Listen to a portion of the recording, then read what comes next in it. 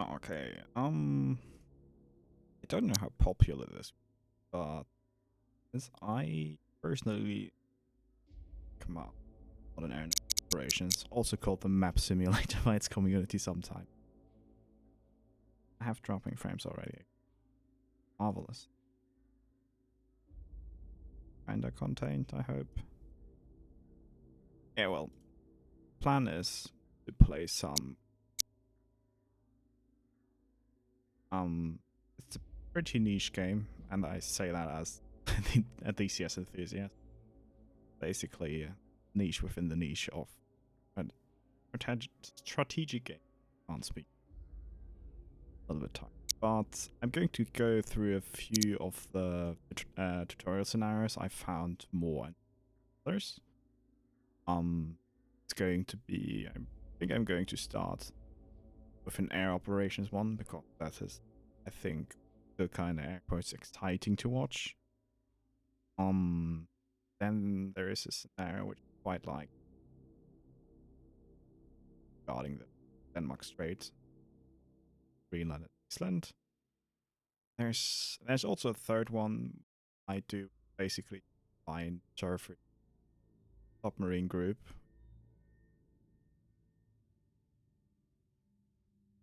Somewhere in the cities. Although you can also really do Korean War scenarios quite well, and basically plays in the North Sea. Basically the classic thing the Soviets are trying to interrupt NATO. So let's actually jump into the.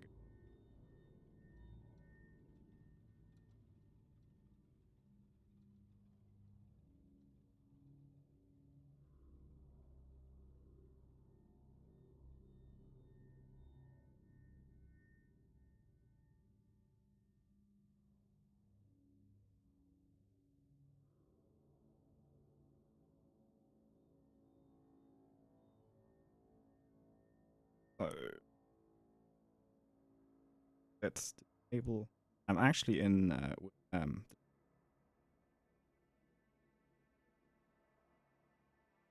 basically like can't read game cap one. Also, we might be jumping into all-knowing Google machine sometimes to figure some stuff out because actually this database in this game is so in depth that even I, and that sounds incredibly selfish, but like have kind of some reputation in the CCS community for knowing stuff. Even I sometimes go like, "What the fuck is this even supposed to be?" So, want as much screen space as possible.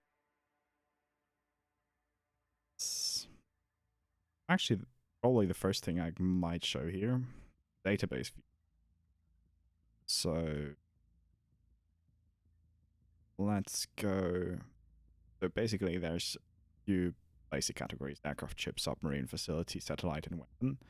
Weapon is like, well, let's just search for like some harpoon variants, and we basically have 1, 2, 3, 4, 5, 6, 7, 8, 9, 10, 11, 12, 13, 14, 15, 16, 17, 18, 19. We already have 19 harpoon variants in this.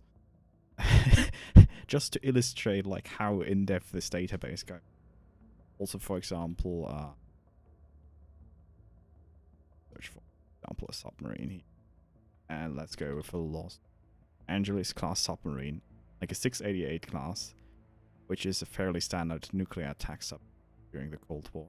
Like, look at the amount of variation. It's like glorious. For example, now let's search for.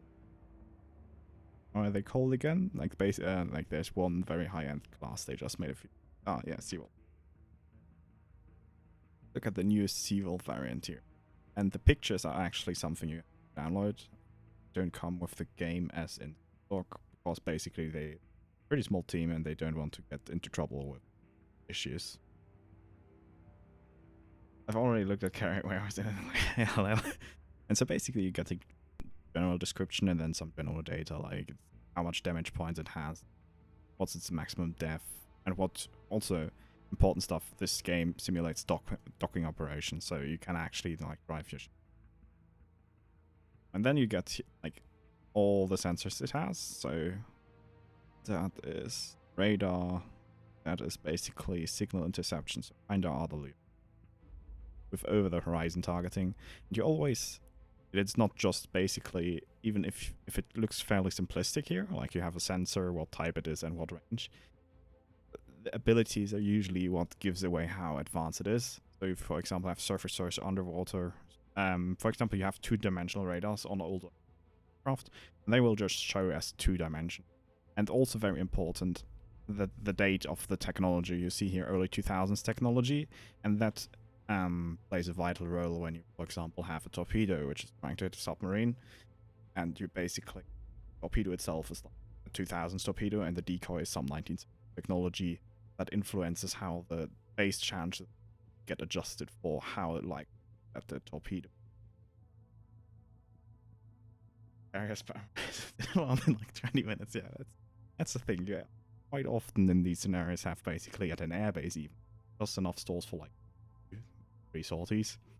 So yeah, it's definitely, it's really more of a war simulator than just like some game, as you can see, like to play around. And then you basically have mounts, basically, yeah, you can see it, like you have torpedo tubes, you can load these weapons, you can also mod them. Air Force scenario, example, can add a weapon to.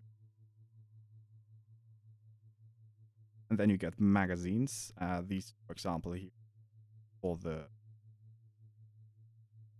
countermeasure ejector, that thing has a magazine, so you have to and reload rate. That tells you Call of Veritech. And then you have a tab where you have comms and data links, so you actually basically for example, you can fire the TACCOM Tomahawk, which is a Tomahawk which has a satellite uplink, and you can actually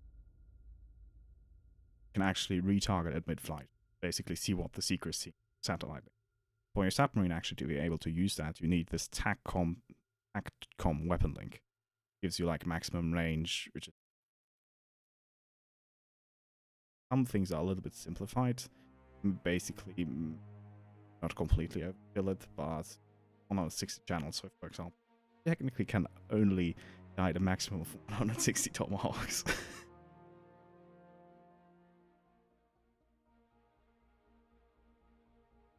First thing I did in CMANO was set up F-15 versus MiG-21.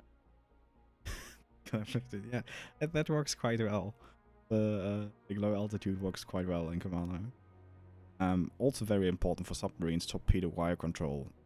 Basically gives you how many torpedoes can you guide at the same. Many submarines have less wire capacity than they have tubes. They would, for example, have 8 tubes and only can hold 4 wires at a time.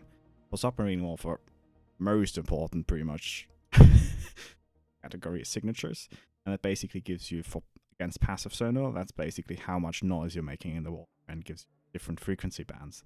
And if you have this and now basically can identify what hostile contact is, you can basically go in the database, check its sensors, and then you see here, like, for example, operating bands, very low frequency for the hull sonar, while this mine avoidance is very high frequency sonar.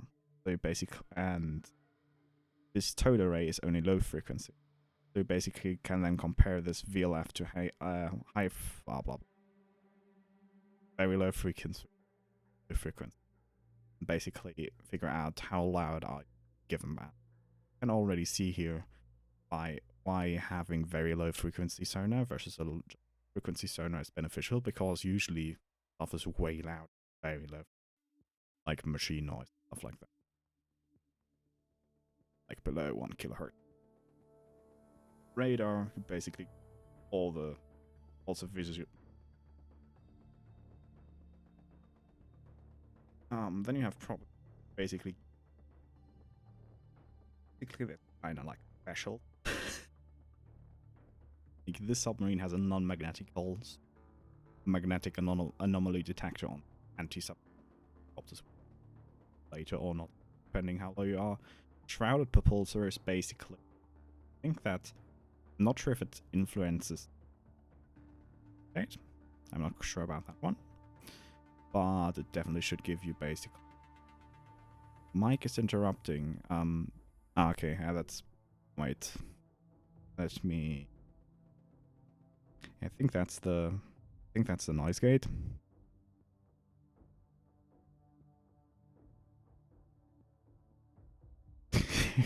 You guys watching this too again? I'm just being a same discussion. Well, that's probably true. But yeah, I think it's my noise gate cutting out. I will try to keep an eye on it. Yeah, my drop frames didn't increase, so I think it should be fine. I hope at least. Let me know. I will keep it in up here while I go through the database view here, and we should be able to see if it's the noise gate cutting me out. If that is the case, then I will adjust that a little bit. Yeah, but where were I? And then you basically just get propulsion, and for torpedoes, you, for example, would also get and missiles, how much fuel units, which speed burns. For missiles, it's more a thing that they model basically the kinetic energy around has as air quotes fuel.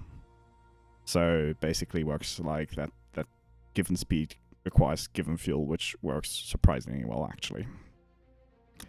Okay, so that's basically just a glimpse at how ridiculously detailed this is, or the scale of the amount of different things you can simulate here. Okay, since we have an amazing amount of 3 viewers, Lazy and Veritech, what do you want to see? Like, from the tutorial missions, there's pretty much one 1970s air scenario where it's basically Phantoms, Lightnings, like some British stuff versus some MiG-17s and MiG-21s, which is surprisingly difficult because the MiGs tend to hug the ground all the time, and basically your aim lines have too low of a minimum altitude to actually engage them effectively. They're basically always trying to get them up to shoot them with Sparrows. And then there is a scenario which I quite liked, which is basically taking place around here. You're basically having, I think it's a 1985 scenario, and you have a Los Angeles class, I think, kind of early one. You're basically guiding this, not guiding, but patrolling this sector here, basically trying to protect the Soviet convoy going through here. That one is quite interesting, but it's also, well, it's a 1 submarine and it's a 2-day scenario. Basically sitting there trying to find shit and trying to shoot shit without dying. And then there's another scenario which I quite like.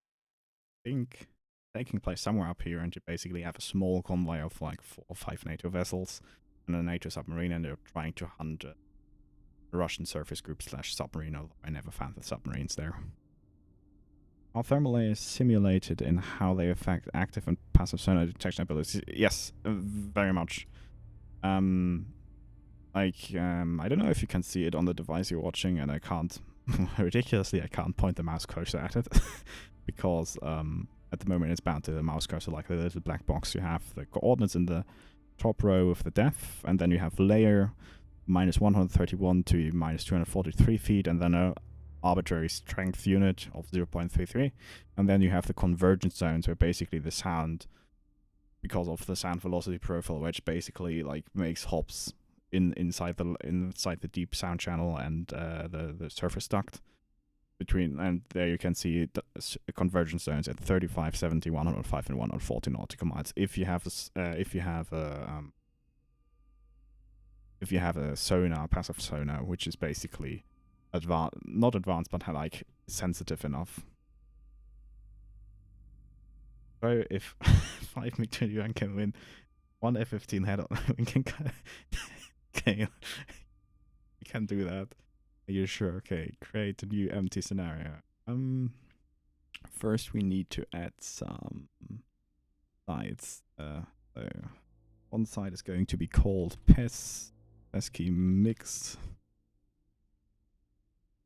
and the other one is going to be called filthy capitalists. And here we can set, wait, postures.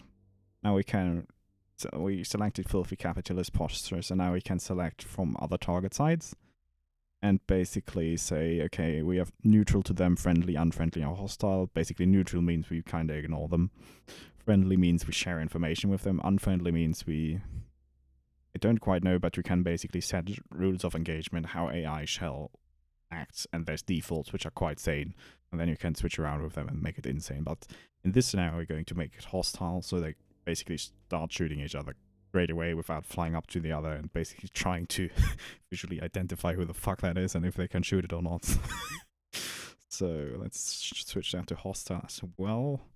Make sure we're on the pesky mix side, and now we go to unit action, add unit, and to make it take place somewhere over.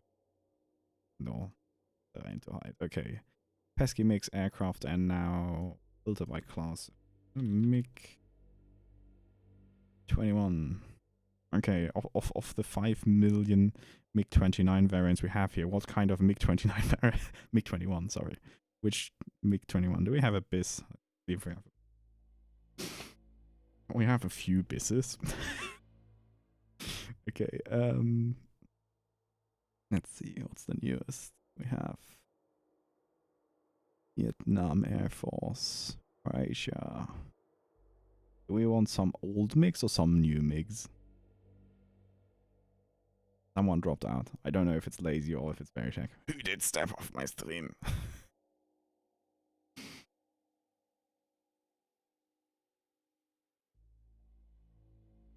Yeah. Okay, Soviet BIS. Okay, let's filter that. Not sure if we're in the correct database for this, because there's basically a Cold War which goes up to 1980 or something. Let me see. And like scroll to wait, it's under Russia. My Soviet Union. Ah, here, Soviet Union until 1991. Okay, Fishpit L, frontal aviation or air defense troops.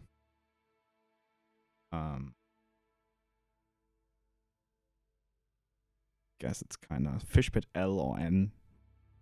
Lazur GCI system, Polyod ILS system, I guess. I don't know how to how to Lazur GCI system. Guess that would be useful, but I'm just going, I don't know. Okay, let's use this one. Let me see. We can actually check what kind of comms data link, night navigation, bombsite ballistic compute. Is there any big difference here? Much nuclear. RP-22M Sapphire 22 maximum range 60 nautical mile. What's the other one? Probably has.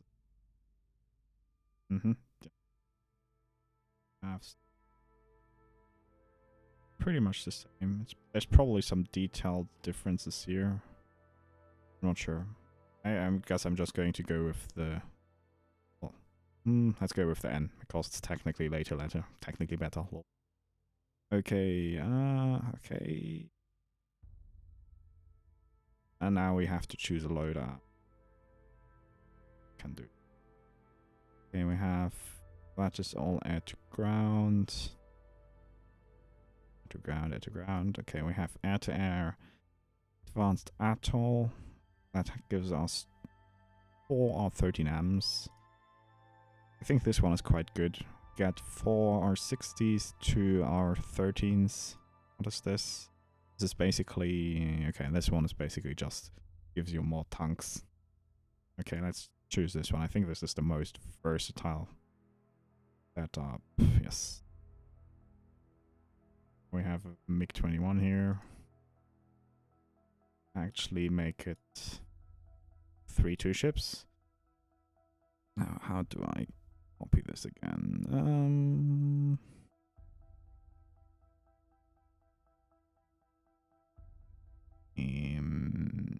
Group, oh, no. Control V, Merc.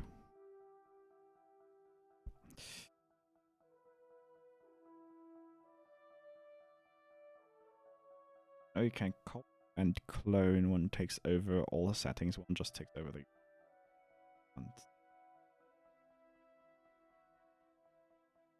Here. Copy unit. It's just the and paste unit.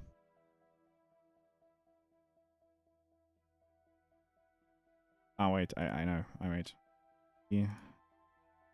Okay, how far is hard? Oh, that's too far. Okay, move unit.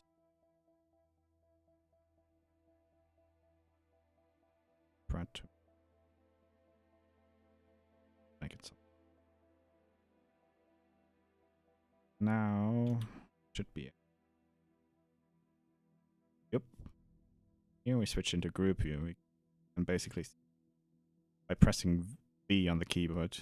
Now I need cookies. Okay. By pressing V on the keyboard, you can basically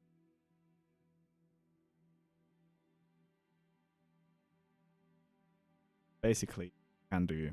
Now I'm in group unit in group view. I can basically see the range of stuff. It says we switch to group view, and now if I give this unit basically an order, like a waypoint, goes for the entire group. And now switch to unit view, and select this one independently, and for example, could set up a spread with a single bishop. Let's switch back to group view. Clone.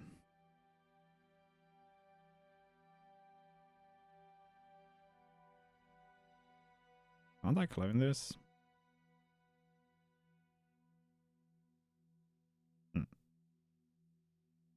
Probably doing.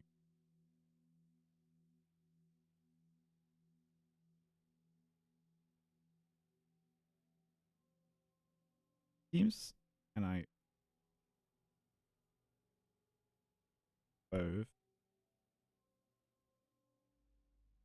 Seems I can't copy group units. Unfortunate, but I get is here. Charme. They're starting at 36. That's quite fine.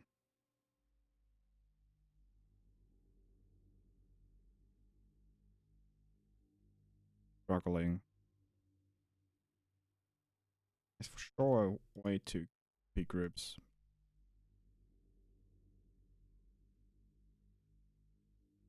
Now cancel that. Group them. So now we have run lever 3 for instance. That's how you do it, Axel. You got it. Okay, now we need to place on the filthy capitalist. Well, let's see what should be the initial separation. Let's say 75 miles or something. Okay. Let's switch the side. No. Hold S. Yes, we switch to side filthy capitalists.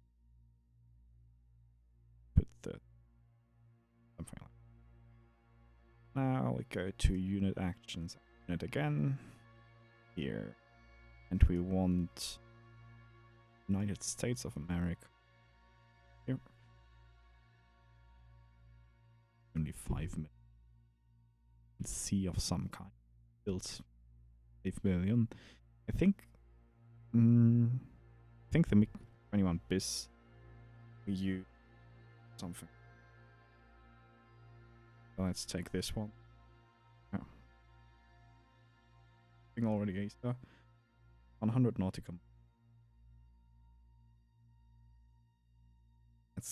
Let's use that one, and now we have to select a loadout.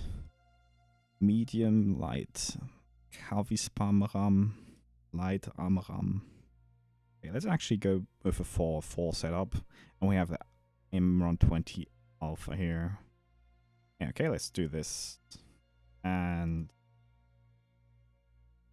the guy starts turning north, and we will give him just a generic point down to the south. Height. Okay, problem here is basically they won't shoot until they identify each other. I think I will change the side doctrine for this. Well, it's kind of archaic set. And we will here weapon control air side. So they should basically start shooting at unknown 21. That's maybe a good point to so basically this here is okay, we withdraw when redeploy. Then basically for ships, when you have really big scenarios, you can basically tell them to when to go back to port to rearm. Weapon release orders, you can actually yeah, here I close it again. Okay, you can basically define very fine grain for the AI what kind of target to engage at what range with how many weapons per salvo and how many shooters per salvo. So for example, you could set up a doctrine when you have like a 4-ship F-15. Is there such a... No, I think CMANO quite exceeds the capabilities of Chuck's guy. Would probably still be like, I don't know, way too big. But for example, you could have a 4-ship F-15, and for some reason you want to shoot 4 AMRAAMs at each target. And you could say weapons per salvo 4, shooters per salvo 4, and then each A-15. Just fuck. In self-defense, you can like.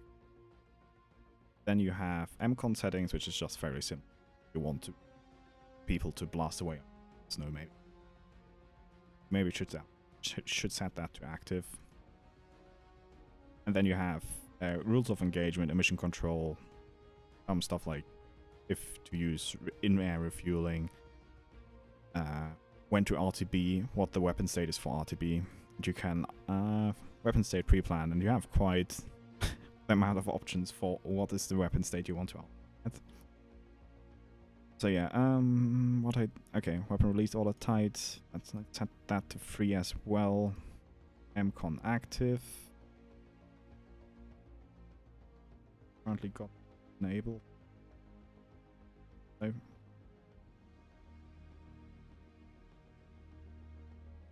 Yeah, control. Okay. To Wolfie Capitalist. There. Because we're kinda friendly, we're going to, do we want AWACS for the MiG-21 side? Yes, no, maybe. Maybe we can check if we have, what's the oldest AWACS that has some worthy of a MiG-21 AWACS. Okay, let's go to the database. Probably aircraft, country. Oh, yeah.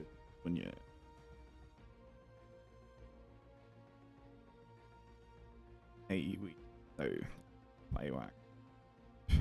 Okay, that's kind of the problem sometimes you need. How did I copy mix? Yeah, you just press C and then you can copy single. Unknown old aircraft. Google that. Probably should Google. You guys can see. Yeah, the music is indeed from Cold War, because I think the music is the only thing I don't like about Command. Like, it's not quite my copyright strike inbound. I think it should be. I hope it should be. In the thoughts. Okay. Let's see. List. Repeat your sake, please. List of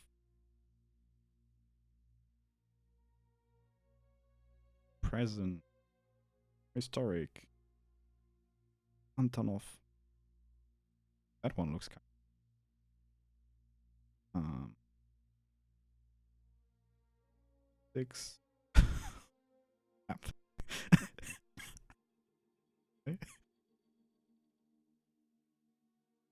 Okay, I guess it's pretty much between the and the 2. How old? That thing is from 19. Okay, tuple of 1, 2, built about 12, and they retired at 1980. Let's see, and want to this one. Yes, amazing. Let's. I like this one. Let's put one of them in for one F-15 should be okay. Then I basically make another 2-ship, but we also have an AWACS, so maybe that works. Maybe, I guess we can make it.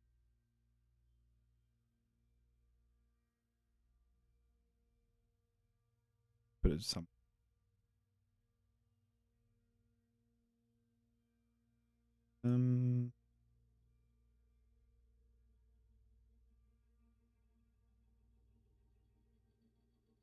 Very and airborne early warning. Yes.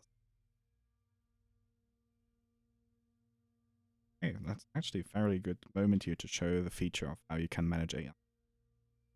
I'm basically going to add 2 reference points to make an AWACS track here. And here, now I can select them.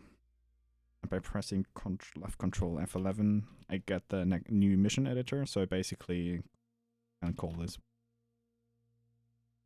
AWACS to kill filthy capitalists. Oh. Help. Week 21s.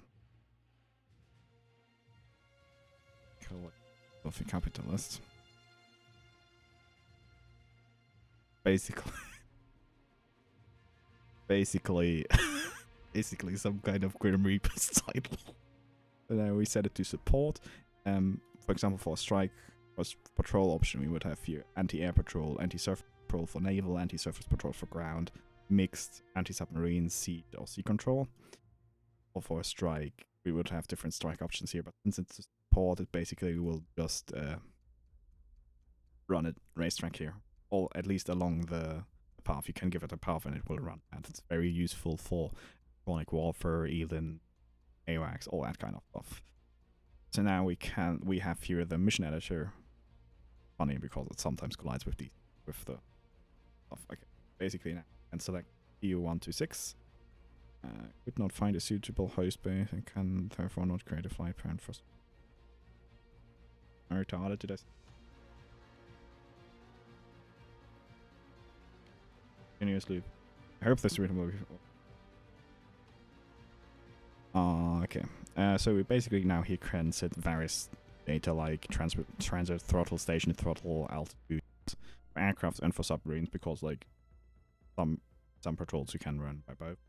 Continuous loop, it will basically run the track as long as it has enough fuel. I'm not sure if it will actually freak out because it doesn't have a base. In case it does that, we'll unassign it and basically just run it manually. Now we can actually, for only this mission, so basically this unit will only obey to this mission doctrine here while it's part of this mission.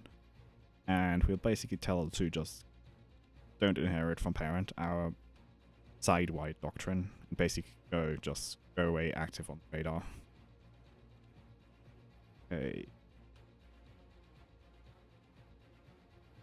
See, now we can basically this blue line between the reference points. Okay, I think this thing actually doesn't have the range from here, which is what meme 15 up there. 315 miles.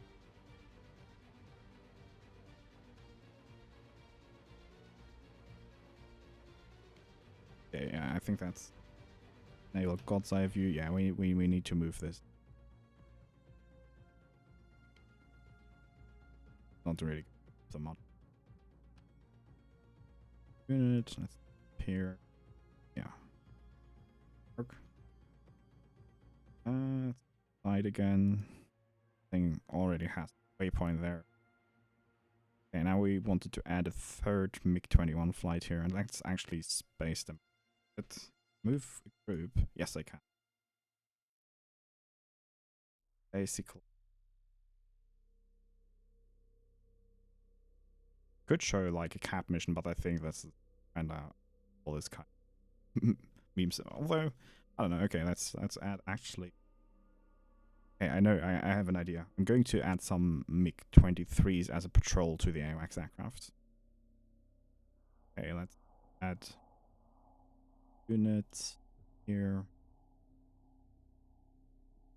23. Which one do we want? Logger K. Okay.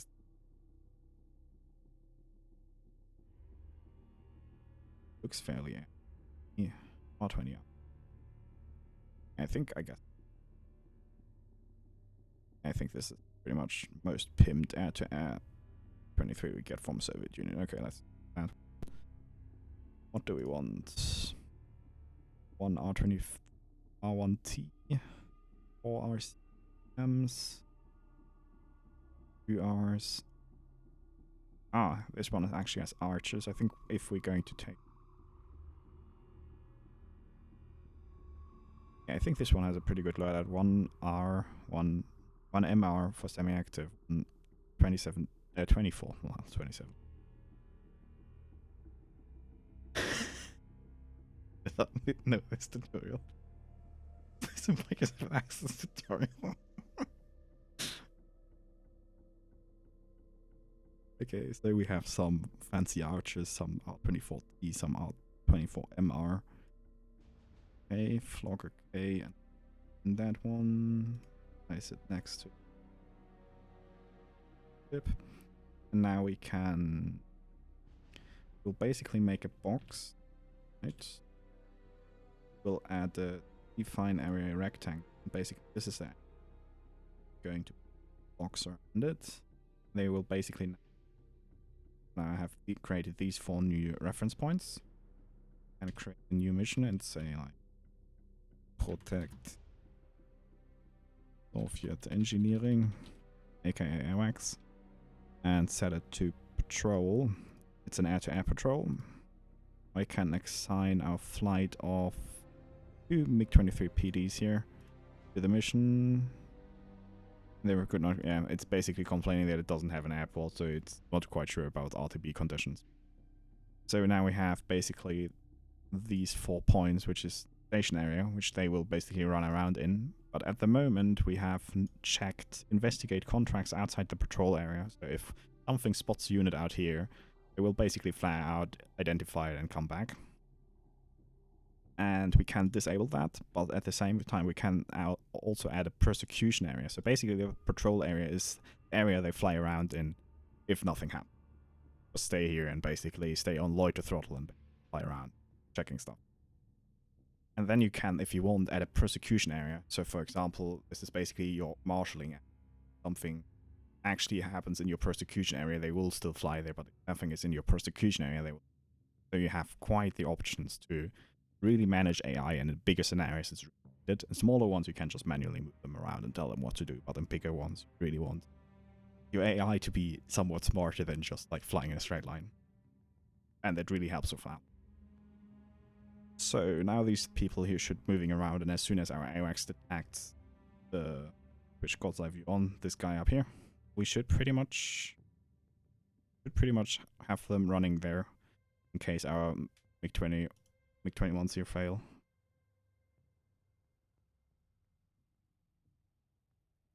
No, that's not what I want. Move them a little bit forward, so we. I don't know. Okay, let's just. Okay, I'm going to run this scenario, and we'll see what happens here.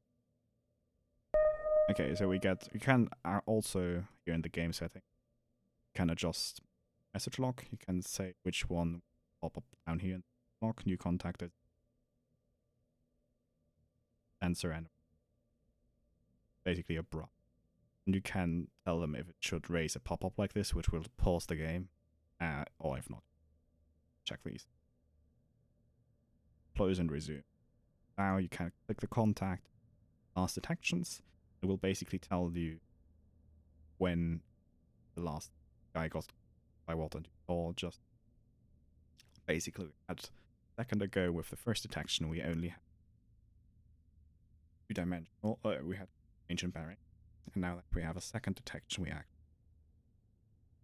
on the contact. And also, this was, for example, an airport, or the hosted units, if it was an airport or parking area. Voice activation is not good enough, it's eating your words. Okay, let me fix that. Let me fix that. Filters, close threshold, open threshold. Yeah, let's make it a little bit lower. I hope this one will not trigger better. We'll see. Let me know if it still cuts out. Okay, but if you have, for example, a parking area on an airport, and if you fly in a reconnaissance aircraft over it, and it sees like some MiG-23s parked there, it would be in this area. And emissions, for example, you can have a ship, and it will tell you, based on the ELINT equipment you have, what kind of radar emissions it had from it, and then you can basically figure out what possible potential matches what it could possibly be without having a firm identification on it. So let's resume here. You can also see like our AWACS has quite an old radar, so you have these pulses in between where it kinda isn't detected for a few seconds, 1 second, 2 seconds. Basically limiting the scan rate. Cookies called out these diabetes. Well, okay. Yeah, I forgot that I actually didn't. Yeah, that's something I forgot. These guys will not just engage that guy straight away, because I didn't give them a mission. So at the moment they're basically just here loitering stuff. So I will actually tell them to engage that. Has been manually marked hostile. It's also something I can show you. You can basically mark these contacts if you already know what it is or have a good idea what it is, and you can basically identify it. But now I told this group to actually attack these guys up here, and when I pull up my F2, you can basically see that they automatically change their desired speed to maximum warp. I'm not going to basically attack that guy, and I'm going to tell the other MiG-21s to engage that guy as well. Like, for example, to do that automatically, I would have basically had to set them on a patrol, pretty much. You can see now that these two MiG-23s here are basically just got a random waypoint here in the patrol area, and this guy here should pretty much fly between these two waypoints. You can see a mission, he's assigned to this one, and you can unassign them if you want them to do something else. Now let's see what happens here with our brave MiG-21s. Let's actually switch on data blocks. You can see by everyone clicking them. Again, settings, yeah. Data blocks, all. Now we have basically the data for all.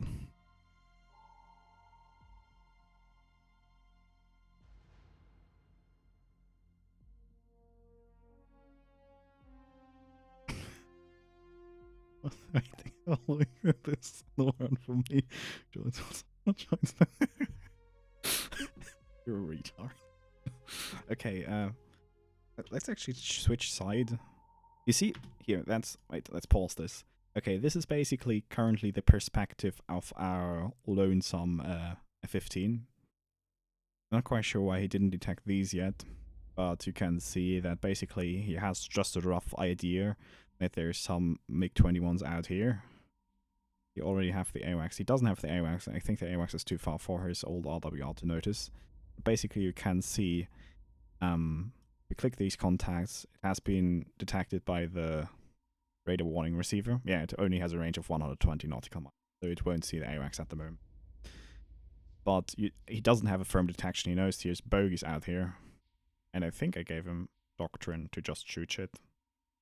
But basically the contact is too ambiguous and he doesn't have a good fix on them. But now, you see, now, just as I said that, the contact here, you can see that he now has these contacts on the APG-70 radar. And CTR, so he should also get, but it's jet engine modulation, so he should get, at some point, an identification of these. But, for example, these, which are outside the radar cone, basically at the moment he just has a rough idea where they are, because they are just RWR detection, and it basically, you have multiple RWRs detecting contact, or even better ELINT, which has better resolution. It will basically, over time, make these boxes smaller. Actually, also while we're here, switch on targeting vectors. Can then see what's actually the intention of units. Can see here basically he has automatically targeted these guys and these guys, but not these. I think that's because he basically only has 4 AMRAAMs in this setup. But now he has also targeted these guys. Okay, let's now switch back over to our... You don't do anything unhealthy, Rage. Okay, so these guys don't have that guy targeted yet, I think. Oh wait, no. These settings are site-specific. I forgot. Targeting vectors. All. Yep. And you can... I don't know. But it says manual priority because I manually told them to engage this guy. And on the other side for the F-15 it says automatic. Do we have an does he have an idea yet who that is? No, he just knows altitude, range, bearing, and it's a bogey. You see now, determined as hostile classification F-15's Eagle sensor in CTR mode at 50 nautical miles. That's basically because these guys are basically running head-on into us. We can see in their... We can see into their jet engine. We actually now have a good classification on the first guy, and now we have also like the ability to check like database because we actually know what. Determined as hostile, yup. And now that we basically on the side of the F-15 have an exact idea what this is, we also now get like sensor ranges, missile ranges, etc, etc. Meanwhile, this contact, which we only have by the RWR, we can check the contacts, and we just know it's like some fairly average, not really distinctive flight control radar, like fairly generic. I don't really have a good idea what that is. The mixed loadout, let's switch side to see. Mixed loadout is currently 4 R13Ms advanced assholes and 8 R60s. Like that's not per aircraft, that's per flight. It's pretty much the newest stuff we could find. And if this fails, I don't know if it will fail, to be honest. We still have these MiG-23s over here just patrolling our ways.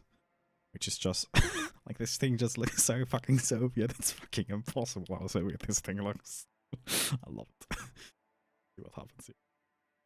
So all our MiGs have accelerated to attack speed, and S-falls are locked in attack position at Mach 1.6 afterburner throttle. Meanwhile, our F-15 still doesn't see the need to actually throttle the fuck up.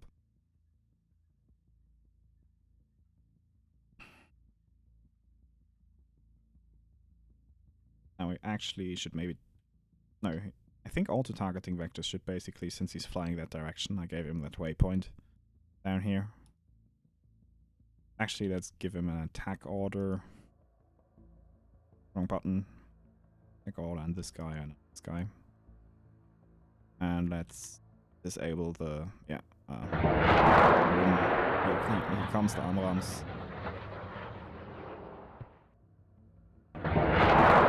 See, he basically turns into the contact, launches, and then tries to crank a little. F-15 is arrogant.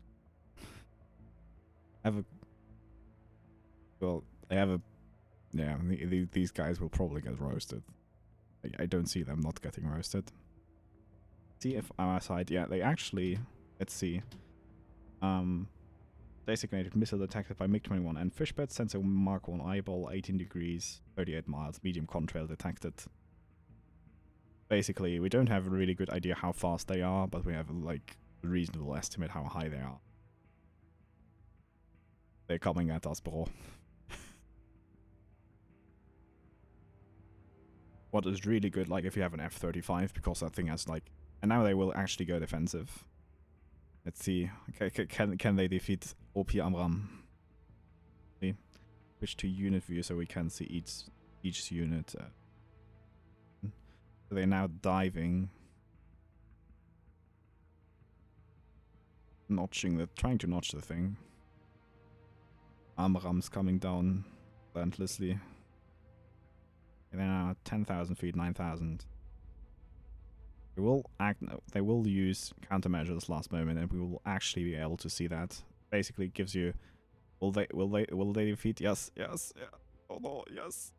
Missile 2 has been lost here. We can see here. Weapon A120A AMRAAM 21 is attacking MiG-21 base fishbit and with a base probability of hit of 90%. Probability of hit adjusted for distance 67%. MiG-21 base fishbit N has nominal agility 3.5, adjusted for altitude 3.5, agility adjusted for proficiency regular 2.8. Aircraft has a weight fraction of 0.49. This game actually takes into account with evasion if your plane is full of fuel or what the fuck is happening. Agility adjusted to 1.98. Agility adjusted for rear oblique impact back 1.7. Final agility modifier 17%. Final probability of hit 50%. The result of the dice roll was 57% and it missed. So glorious MiG-21 engineering actually defeats the AMRAAM. But it was a max range launch, so not really surprising. Let's see if the second AMRAAM. The second MiG can also survive here. Okay, and we have another. The guy fired another missile because the first one failed. This should be the AI here to DCS. Yes, exactly.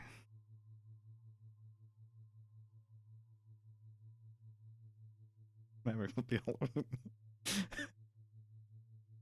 You don't need to actually tell them that they defend, but yeah, they are A's. Like in the 1992, that there were no B's in 1992, but it was a max range launch, so it was like, I mean, it was a max range launch, and it still had a probability of hit of 50%. Which is actually not that bad, given if you like really look at real intercept rates. But yeah, as we see, I don't know which MiG-21, some of the MiG-21s detected one. Now we have a 23 nautical mile launch from the F-15, which is angry that its first A120A missed and is now just going to the DCS forums to complain about the missile models. So let's see if this guy can actually defeat here this AMRAAM. I think he has a pretty good chance. Nope. Final probability of hit 47%, result 14, dice roll was 14, so yeah, our MiG-21 just lost it. Sad. But meanwhile, the other MiG-21s come in at Mach 1.62, kinda. Let's see. Yeah, the F-15 still is only aware, like, actually accurately of this guy, tracked by radar. The other guys, he just has RWR bearings on.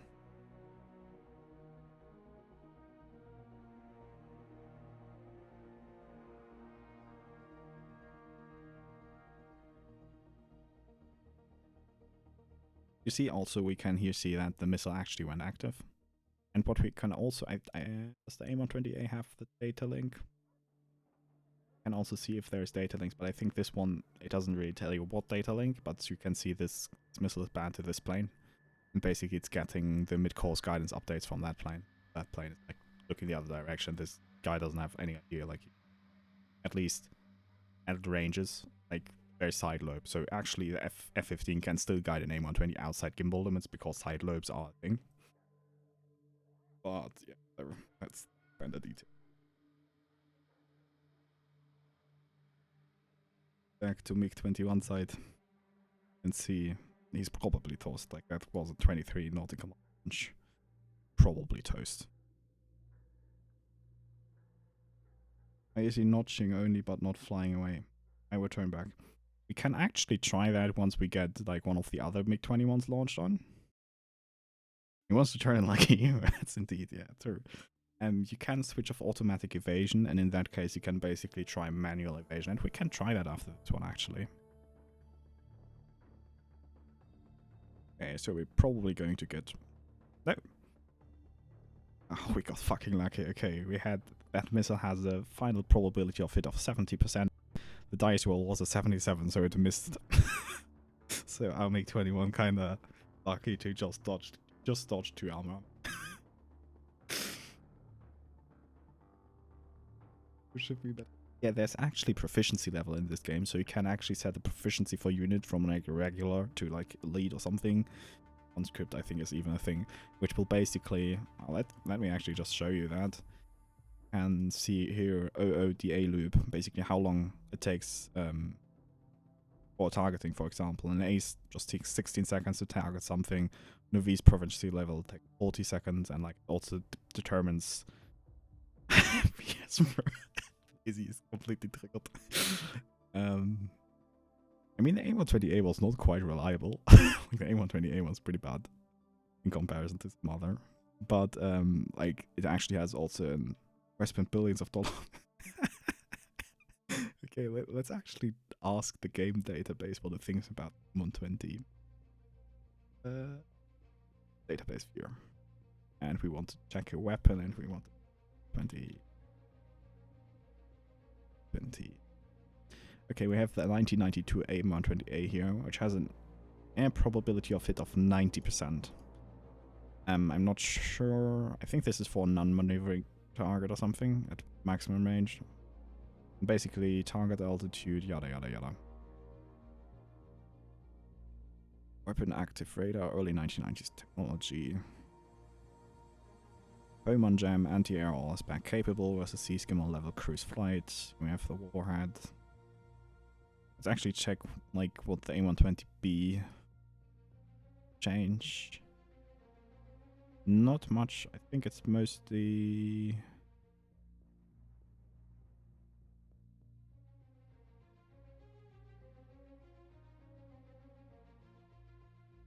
a difference here.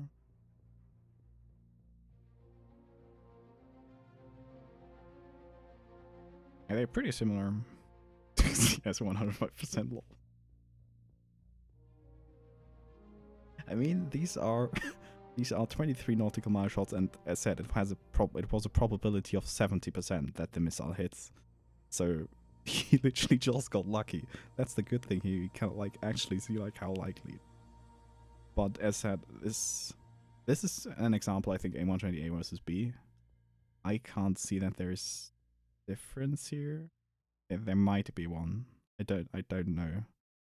But that's basically where CMANO air quotes falls short. I mean, it's a simulator which literally like goes aircraft, battleships, submarine stuff, and it goes actually in reasonable detail. But yeah, like some minor differences might get washed out, like A120A versus B here. I at least can't see difference in these numbers. I think, anyways, the countermeasure should be like the most significant change between them. But yeah, let's see here. C is 95, C4 95, 7, 95. At that point, it's basically more or less like you see like Seeker goes to late 2000s technology, C6 early 2000s technology. That's basically including countermeasure capability. And 1992 to 1996 doesn't seem to be enough different. Early 2000s, early 2000s, early 1990s. I guess the A120B Seeker should be kind of late 1990s, but yeah. Yeah, the database is huge and has like a lot of fucking data in it, so let's continue with this.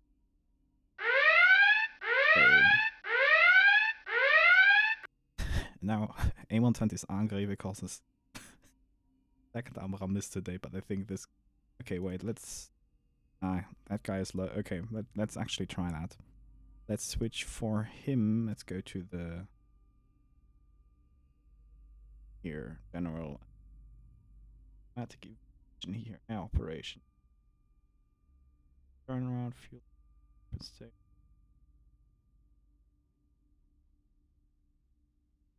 Told this guy to not automatically evade. We're now going to try to outrun a 30 nautical mile AMRAAM shot at minimum altitude and afterburner.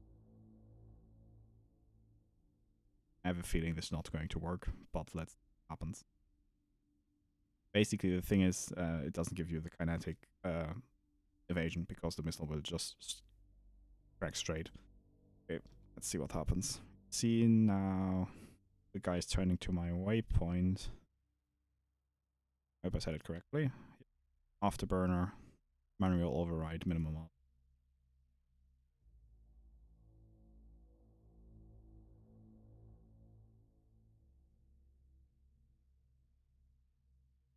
Okay, this guy is now running for his life.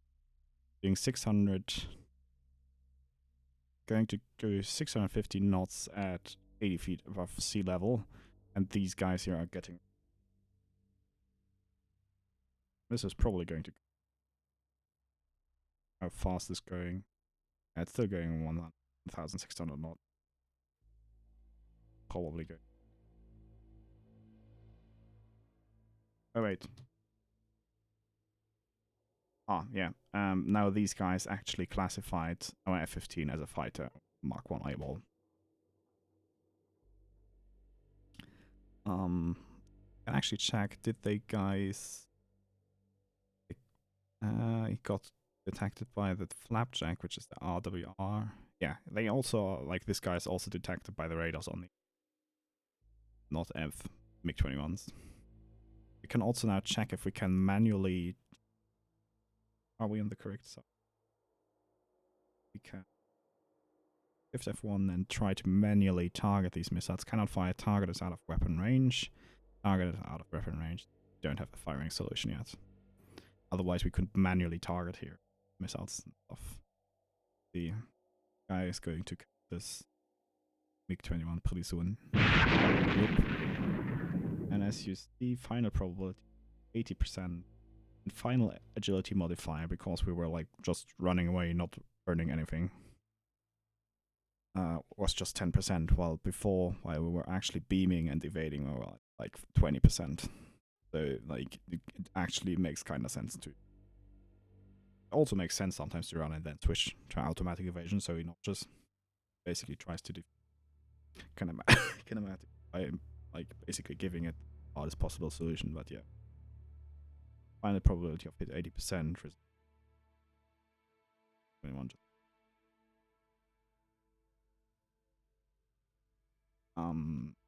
rage on the it's on their side.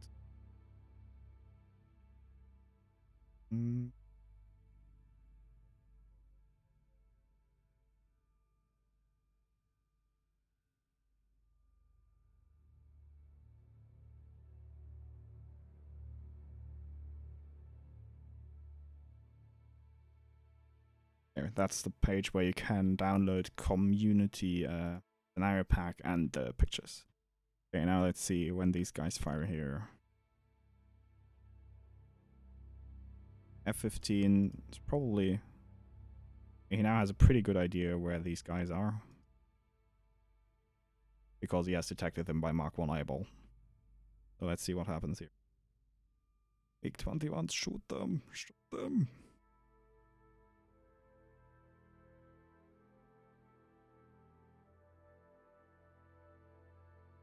Can we manually target something here? Oh wait. Can we shoot? Target aspect 11 degrees out of enemy for rear aspect, and that guy only for stern chase weapon. Bad news, we don't have all aspect capability. And we just got shot. This is really bad. Yes, he shot an aim line. 1 point. We will probably... Oh, please. There's that. Nope. Wait, let me see. Oh, and we lost a second MiG. That's kind of sad. God damn it, Rage. Let me check. Check again.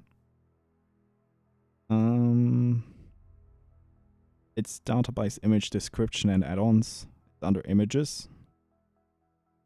Like DB3000 is for the modern database, and TWDB is for the Cold War database. And the description basically add the text, like the text fields. Let me see if this one has a description. Okay, yeah, we have lost another MiG-21, which is sad. Where's my database view? Ah, no, what? I did my database view. Oh, I think it's because they're dead. Okay, wait a sec. Yeah, like general description. These texts are the description files, basically.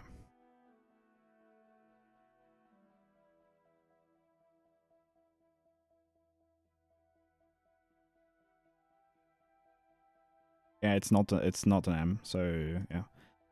Let's see, but we should be able to catch this F-15 calls for some reason. Because it's not on a patrol or something, it's going slow. And it's just auto-targeted, not... Although it's turning around now. Yeah, I think it's not taking them seriously at this point. I think we're going to get shot in the face again. I mean, we're doing Mach 1.6, but we're probably... I don't know. Yeah, I guess. Speed up time a little.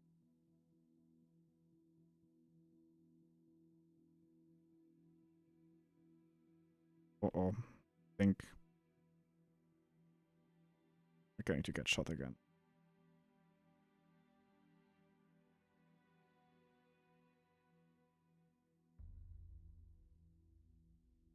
Oh wait, he doesn't see us.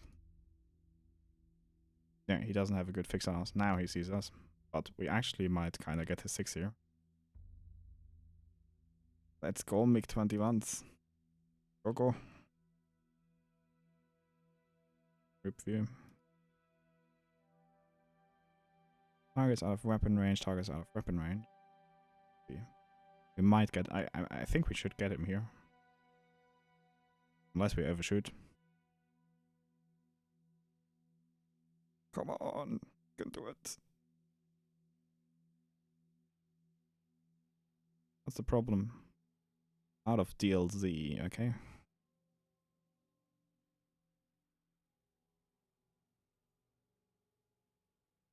Out of DLZ. Here we go. Someone should, like, if I had a soundboard, I would now hit the key for the Soviet national anthem. And we're going to fire more than one. Okay, let's fire. Okay, so basically we're now going to engage the fire everything meme and shoot one R13 of each, another R60 for good measure, I guess. 4 missiles. Actually, check the base probability of it. 50%. Okay, that's okay. R60 is quite good at 80. Okay, let's fire another one. So we can basically now see by this plane we can select these 2 planes of the flight we currently selected. To select a target only to anyone. We could also add some more targets here and basically distribute, basically emulate that you would basically coordinate your fire. And by anyone, we just see that these 2 MiGs are targeted on the F-15 we selected. So we'd get some nice missile barrage. Okay, I hope he's dead. See? Oh, no. Oh shit. I think we might overshoot and missiles might not catch. Yep.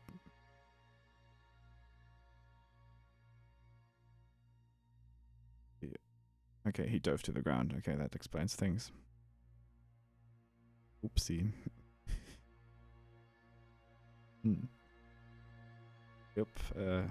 Failure, miss. Oh, we actually hit him. That one failed. Basically, just technologically, just missile was a dud. That thing had a final probability of hit of 13%, and that one had a base probability 30. That one failed. That one hit. Yep. Final probability of a 20% result 19. And that one here also hit. Oh no, decoy. Ah, yeah, that's what I forgot. Decoy generic flare salvo, 3 cartridges, single spectral, single spectral IR from FFP is attempting to use sensor IR signal attack. Single spectral the R13, and that actually got spoofed, but we got 1 hit, so we actually blasted him. So we actually traded 5.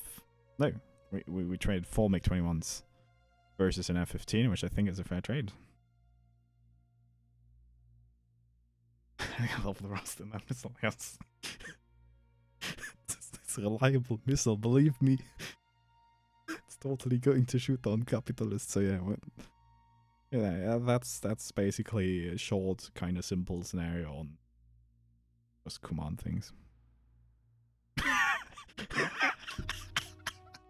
God damn it. Maybe. But you can see that, can I think I can pop out the missile message log.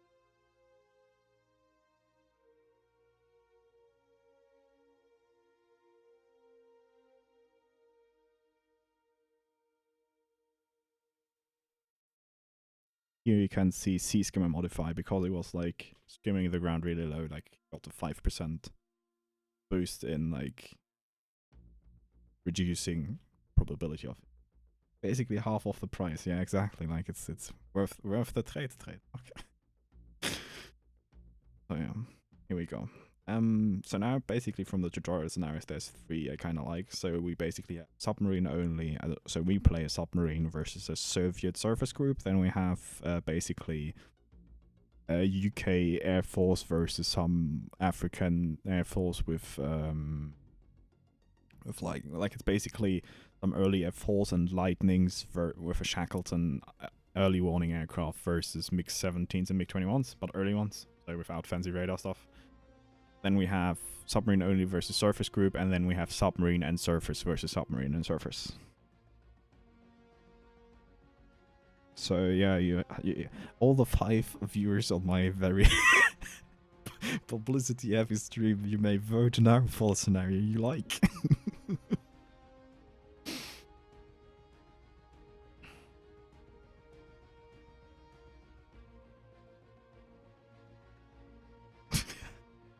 Yeah, probably the F-15 went like, this is not what I signed up for.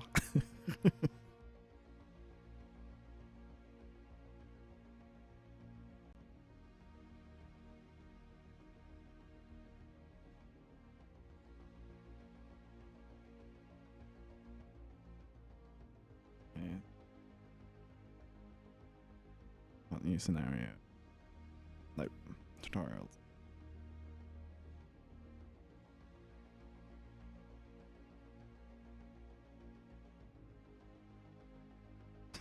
Okay, so I guess we're going to go English jets over Uganda.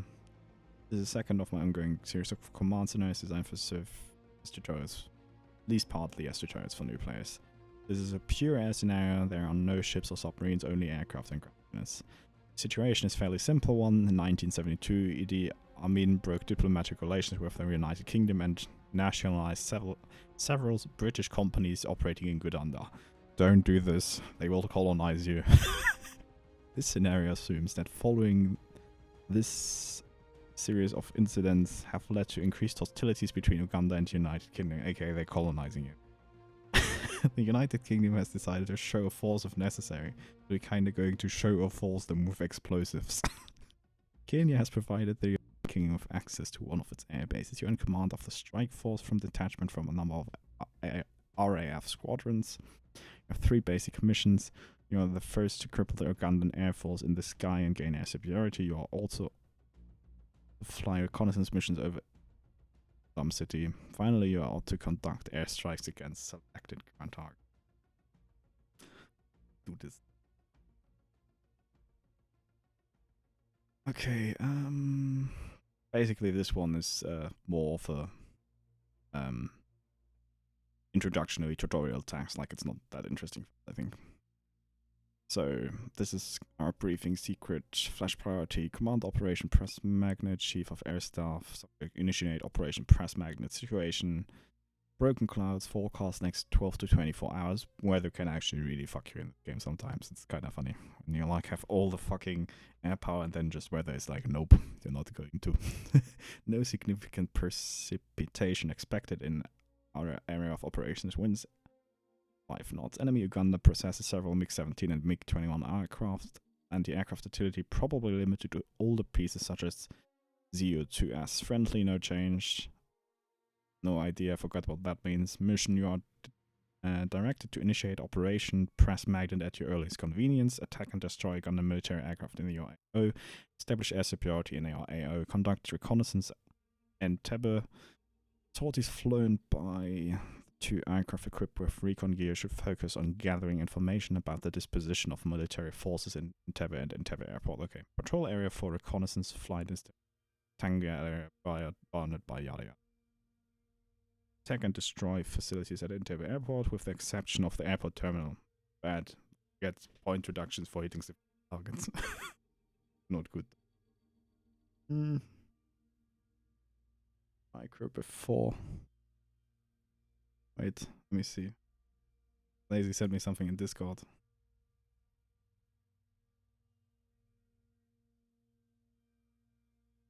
And no, not happening, Lazy, not happening. Okay, let's go on. Let's pretend this didn't ever happen. Be aware that you will be conducting your mission in a populated area. Try to keep civilian casualties to a minimum. Very, very, very, very enticing.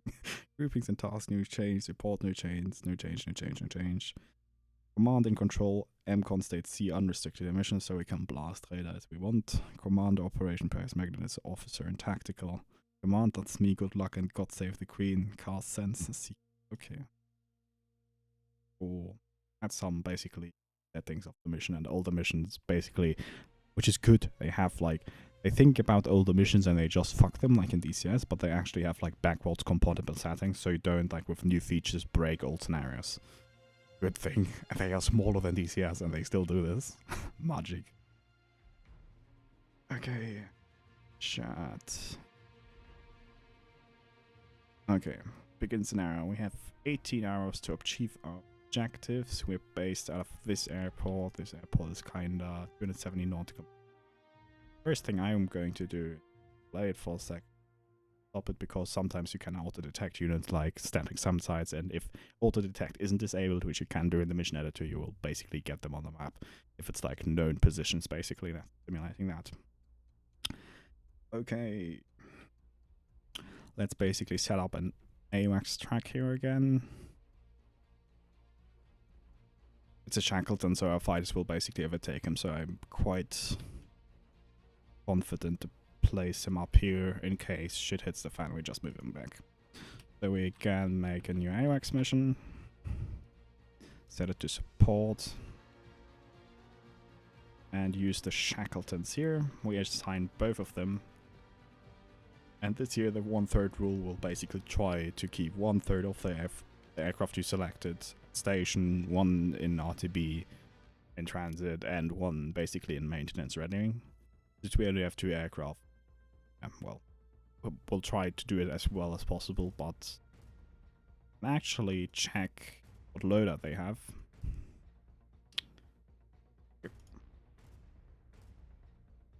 Arm, so we can, here's the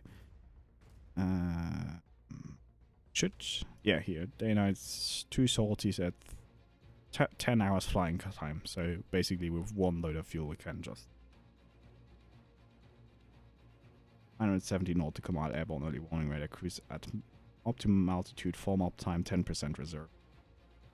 So we have like 20 hours, 10 hours in the air, so with 18 hours of mission time available to early warning aircraft with 10 hours each, so we should basically have constant radar picture. So now that we have done that, I will add 2 more reference points and basically have a cap station assigned to that, forward of that. Now again, let's say Max Gap. Set it to patrol, air-to-air patrol. And now I'm going to, of the 8 lightings we have available, I'm going to put in 4. So 1/3 rule, we should be able to keep 2 at the station at all times.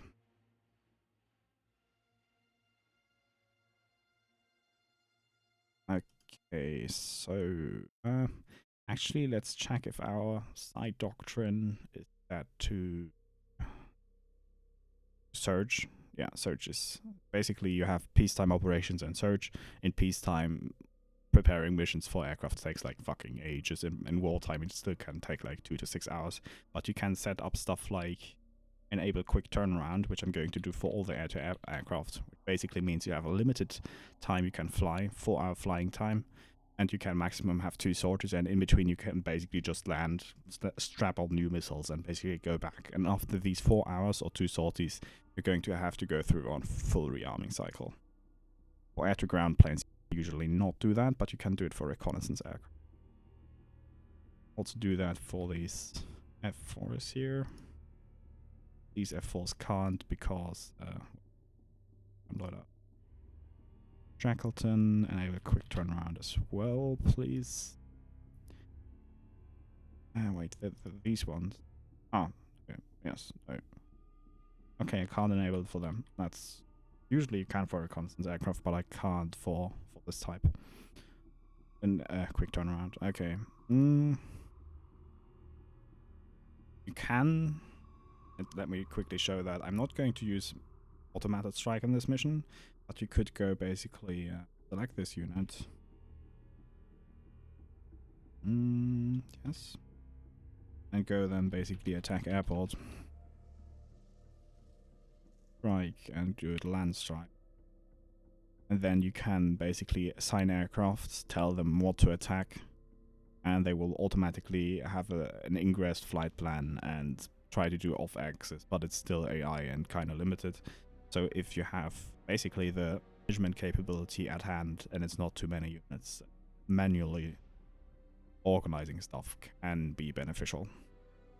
For having time on target also, you have here activation time and deactivation time, so you can basically bind it to certain events or just a time, so basically your aircraft depart like 1 minute apart, so you have like them quite in a dense time frame in the AO.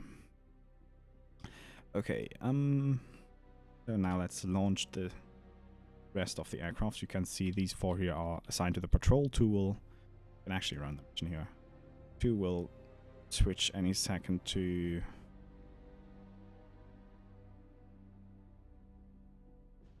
might take us time here. Okay, okay. Yeah, that's just some tutorial. Incorrectly. Check this. Back airport and go. Validate area. Airworks cap. Validate. Going to turn off investigate contacts out.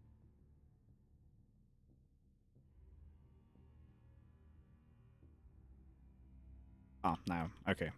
Took a second until time for taxing to take off, taxing off, and basically you can see it takes a while to get to the runway, and it actually simulates that like if you have a big airport with big runway accesses, then you can like just push a lot of aircraft through, while on small airports you can quite often have that you only can have 2 aircraft taxiing and the rest will be waiting for taxiway or elevator to become available on a aircraft carrier. So now let's group up the other few you can here waiting for available taxiway elevator. Basically going to use the Phantoms and grouping the next 2 ships because I think that's kind of most effective / easiest to manage. And basically what I'm doing, I'm going to use the Lightnings because they are freaking fast to basically just drag the MiGs and ideally make them come up high and then shoot them with the Sparrows we have on the Phantoms. That kinda worked out pretty well. Because we have some Phantoms here which have F rockets, like rocket pods, and M7s. We're going to use that basically in an opening strike and hope to take out some aircraft on the ground. Basically going to try to kind of sledgehammer them and do recon later. Your mic is okay. That's actually lower. That's even more in the filter.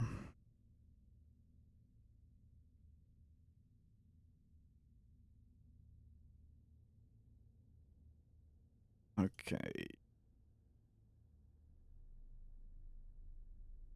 These, as you can see, are assigned to the mission AWACS cap, air-to-air patrol. They're basically going to go in this area and just fly around, patrolling stuff. And if anything enters the area, they will basically go at it, bro. Here we have Sugar. No, that's the airport. Sugar 1. That's this monstrosity of actually not even not turbojet, not even turbine driven counter clock. No, how was it called again? Oh yeah, that's actually a good point. It's actually counter.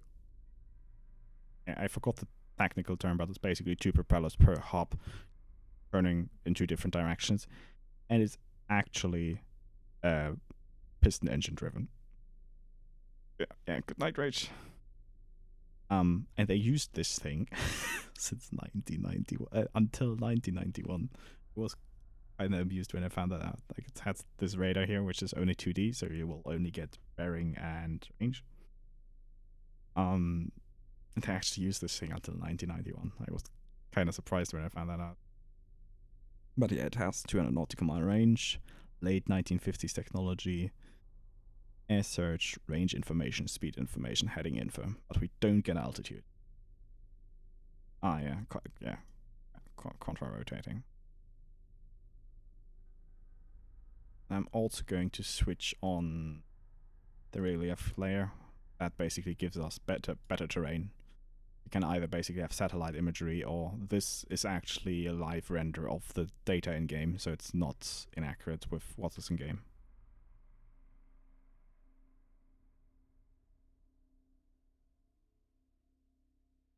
Okay, let's check how aircrafts are coming here at our airport. Okay, they're all waiting for taxiways.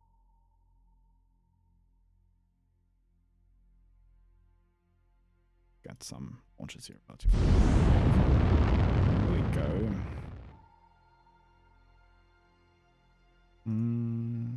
Here's one.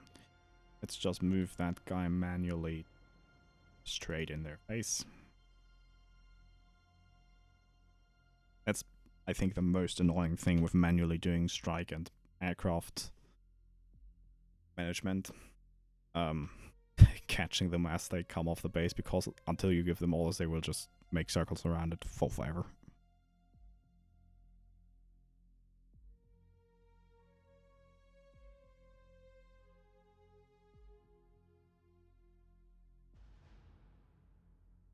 Oh yes, and while we're at it, let's change the change the side doctrine to never RTB, because I get annoyed so often when they expand BVR stores and then just run away and you have to force them to do shit. No aircraft do not RTB when weapon state is reached, but they will still when bingo fuel is reached. You can still unassign them then, but yeah. Demount that garbage metal parts. Lol. Okay, again we can see here group view. You can see this guy is kinda ghosted but bound to this one. Okay, let's speed up the time a little bit.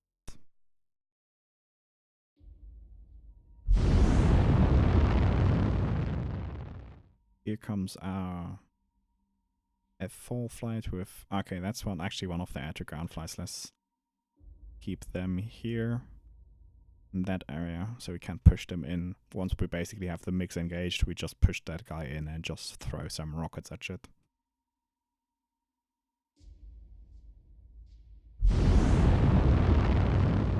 Yeah, that's another group. Okay, that's actually the other lightning group. Let's also put that right in their face. As said, the lightnings have kind of good infrared missile because that thing doesn't suffer as much as the AIM-9D. Yeah, this Phantom doesn't have AIM-9s, but the other Phantoms have AIM-9Ds loaded, which is quite old variant. So they suffer from... Basically, if an aircraft is flying less than 1,000 feet above ground level, it kind of doesn't talk on really well. The Lightning has an infrared missile, but it's unfortunately only rear aspect. So again, same problem. but it has an actually reasonable range. The thing is more that the aircraft itself has an agility rating of 2.5. So the thing is going worse than the MiG-20s. And the MiGs, oh yeah, there's that.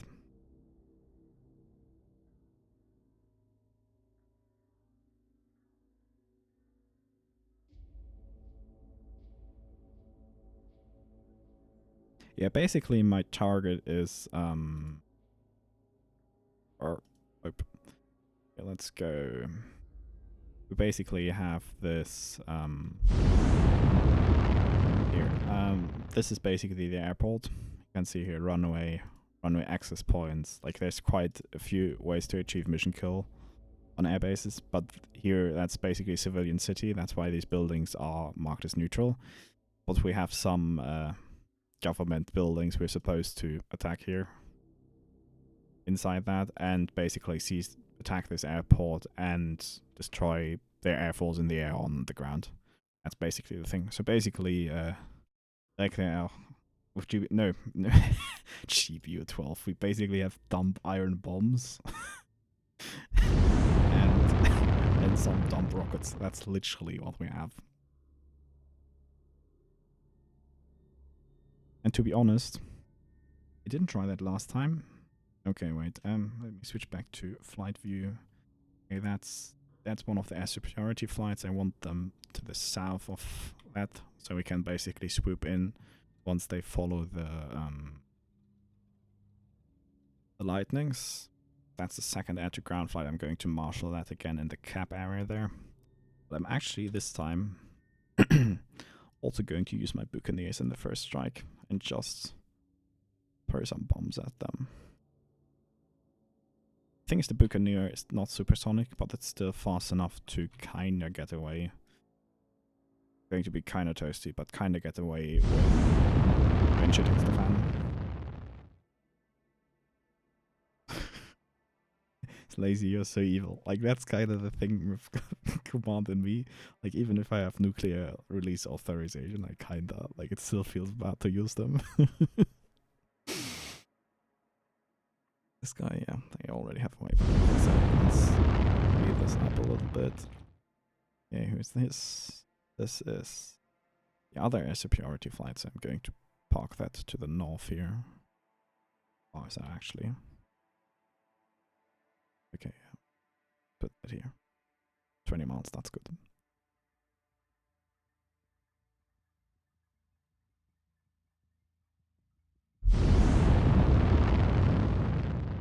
Yeah, that's actually Buccaneer. Yep. Okay, we're going to park them as well down here. But I'm not quite sure if I'm going to use them this time. If not, I'm going to just, I guess, loiter them overhead, or actually wait for them to rearm. But the thing is, I have to withdraw after the first strike anyways. Yes, yes, I definitely use tactical nukes, especially with submarine rockets. That's kinda good. You mean I played Dexter? God damn it, Dexter. Lol. He's so me, guys. But yeah, the sub rocket actually, not gonna lie, a pretty useful weapon. Even if it's a nuclear depth charge. Okay, we have another Buccaneer departing here. Go there.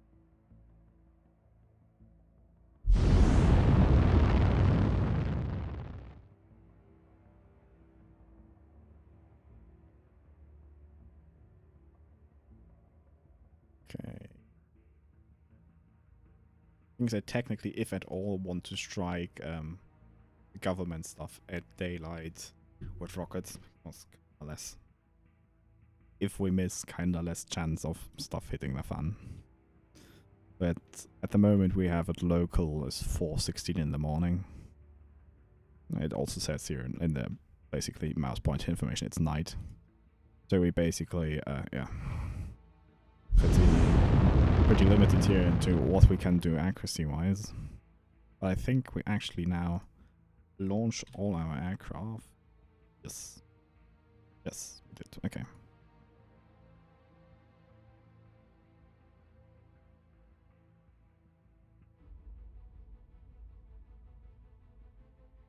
Yeah, I don't know how the fourth guy is. Like, I know I'm one myself because I'm watching the stream to read chat.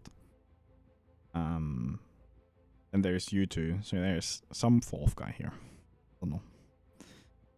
But yeah, oh, actually, while we're at it, let's also change our side doctrine to actually go active with all the radars. Kinda forgot that. Boom. Yeah, now we have some unknown contact here, and basically, since it's in the patrol area, these guys here just turned over to actually check this guy out. While we're waiting here, let's actually go to one really useful part here, browse scenario platforms. And this doesn't necessarily contain all. Like, basically Mission Designer can influence what is shown here and whatnot. But we can now, for example, check Uganda facilities, if aircraft hunger, air-to-air. And that's just here some unguided 37mm anti-aircraft cannon. So it just has Mark 1 able as a sensor, so that guy's not going to hit shit at night. And they have CPU 2, which actually has fire control radar. But this stuff has... it's only 14.5mm. Range anti-air is 0.5 nautical miles. So this stuff is like has like really terrible range. And it has an air probability of hit of 2%. So this stuff is literally terrible against aircraft flying over it, so we're pretty safe from that shit. Runway, radar, generic air traffic control, yada yada. Interesting here. Aircraft, they have MiG-17 Fresco. That shit doesn't have any missiles. Just has guns. And some assisted gun sight. Going to see that later. Basically ranging only radar. MiG-21 MF Fishbed J. This thing actually carries the R3S.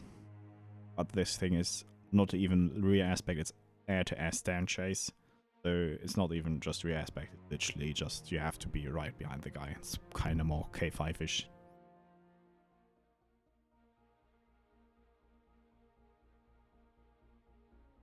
Oh no, I think we at this point are quite...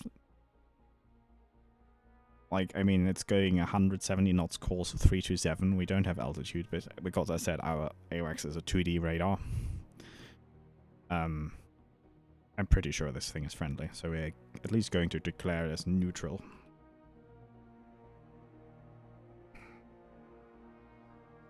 Now, actually going to speed up the time a little bit here. So we get somewhere here. Okay, let's see. That's one of the bait flights. That's the other bait flight. That's one of the air-to-ground flights. That's the other of the air-to-ground flights. I kind of want to keep them together, so I'm going to let this guy here make one loiter turn here while the other one closes in. The Buccaneers I'm going to keep here. I might use them, I might not use them. I just got them on station, so in case. So, yeah, just got some RWR detection. You can see here, usually with the unit, you can see what kind of radar is illuminating there. Contact report, fire control radar, surface to air. Since it's not like an air traffic control radar, I'm going to declare that as hostile. This guy here, well, and so we don't have because this is basically the boxes from the RWR contacts. Like, basically from all RWRs, that's basically the area where it could be, more or less. And we're going to select these contacts and go to contacts and filter out contact, because otherwise we have them jumping all over the place here, and that kind of gets annoying over time. Filter out that contact as well, and filter this contact as well. Like that, we will still get these things kind of grayed out, but we won't have the fucking bright red boxes jumping all over our face.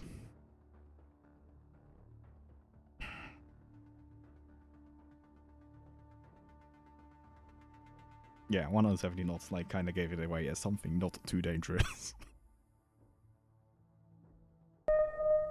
Hey, we got another contact here. Again, fire control radar. I'm going to pretend this is goddamn hostile. I'm going to filter that one out. Because, as said, we have like 37mm anti-air cannons, which are at night completely useless because, like, obviously manually optically tracked. And then we have some 14.5mm radar guided with a range of 0.5 nautical miles and the probability of hit of 2%. So we're going to basically ignore that more or less.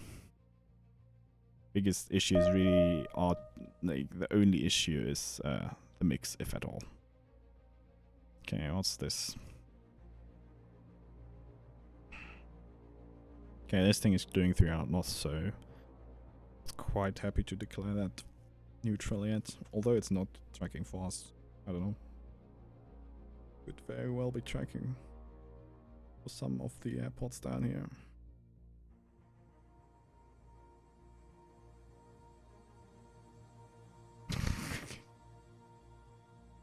It's an AN2 rocket. We Mistral camping base like a noob. Maybe. Hey. Okay, let's actually sort my picture here. Is that...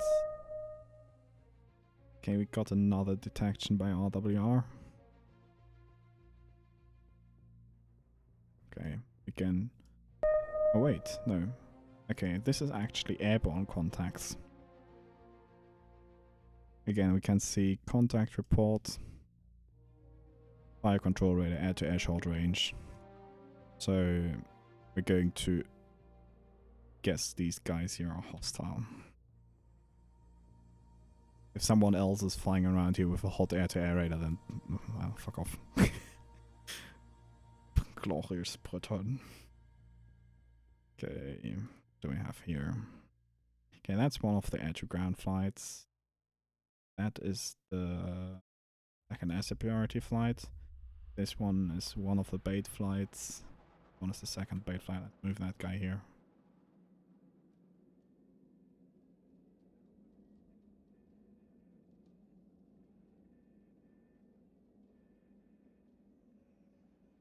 Okay, speed up time a little bit. Basically now this guy here is running in circles. I'm basically going to send them in at the same time.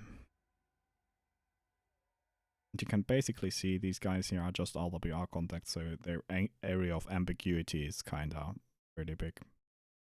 Not really a good idea.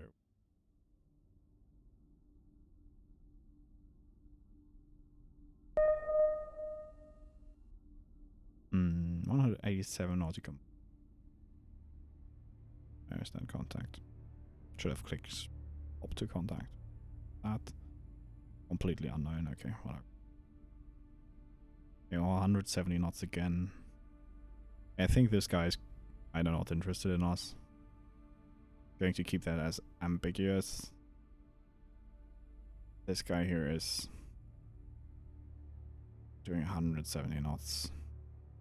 There's nothing, like, as we know, they have MiG-17 and MiG-21, so 170. Going to declare that as at least neutral.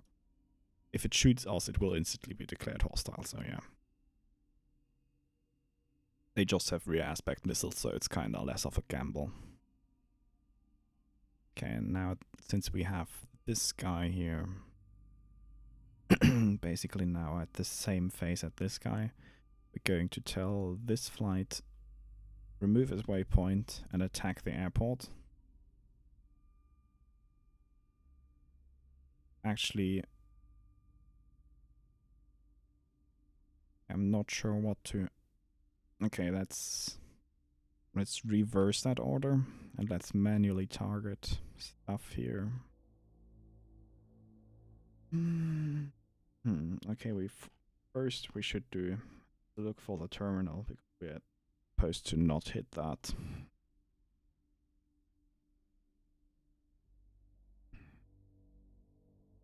Where's the terminal?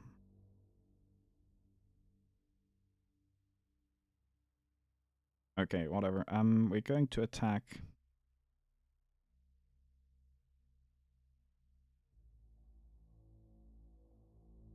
Okay, our main goal is to hit aircraft which are taxiing to the runway or parked somewhere. So we're going to hit this runway access point. Okay, it's not a valid target for that. That's kinda sad. Okay. Um, building is runway. No. Okay. Tarmac space. Okay, we can hit. Okay, we fire all 64 rockets in one pass and get the fuck out of there. At that. From this guy, we fire 60 at that.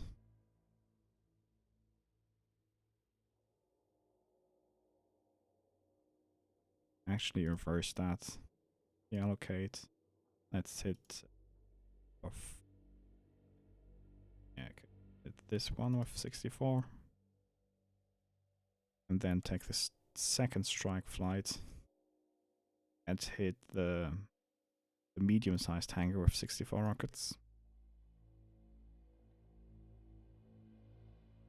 Can check the ammo shelter. Sure, okay. If you want to attack the ammo shelter, we fire 64 rockets at that thing.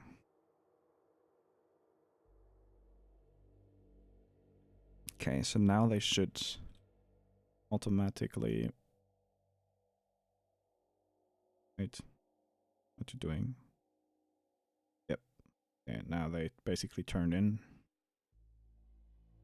and are going to automatically perform an attack profile on this. We're going to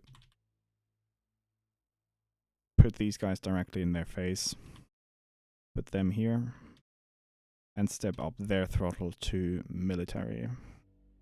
And we're going to drop them down to 25,000 because last time I had quite some issues with basically the snap down ability of the M7 not being large enough.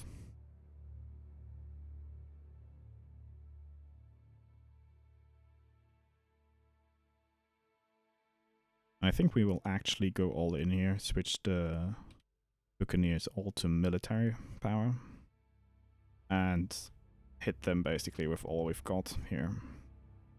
Yeah, let's initiate that as well. That flight will target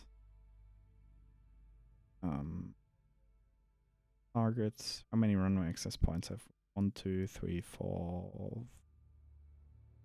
We can actually nearly target all. Okay. Each of them has 4. Yeah, indeed, okay. We're going to allocate 4 of them to that. No, 4. All 4, thanks. Second. Next that. That flight. Attacks. Basically, if we hit runway access point, they might hold aircraft at the time, and if we destroy them, or at least damage them, they can't taxi their aircraft onto the runway. Basically, mission kills them. Actually, wrecking a runway is pretty hard. Like, you have to use special motions for that to actually really take it out of commission. It basically influences what size of aircraft can take off with what kind of reliability from it. Okay, is that correct? 1, 2, 3, 4, 5, 6.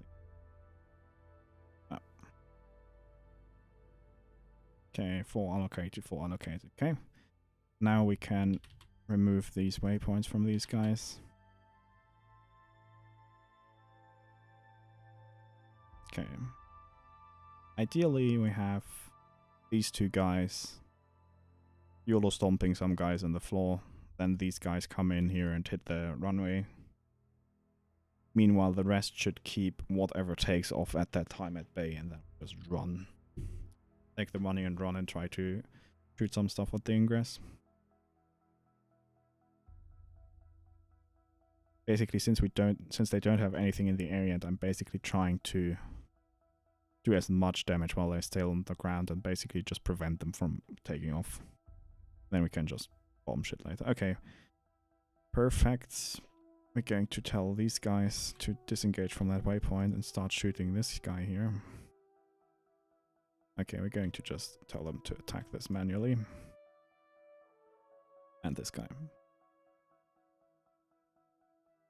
we're actually going to tell this flight to come in here. So in case we need them, we can shoot stuff with the Sparrow. Basically our kind of Wunderwaffle here. This is really just a Wunderwaffle if they come out of the ground, like if they come up to us, then we can shoot them pretty reliable with the Sparrow. Otherwise it's kind of meh, very meh.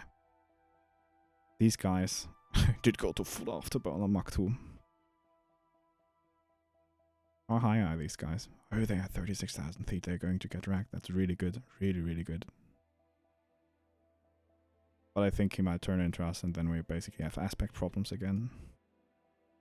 Weapon must detect prior to firing. That's basically the Seeker doesn't have it yet.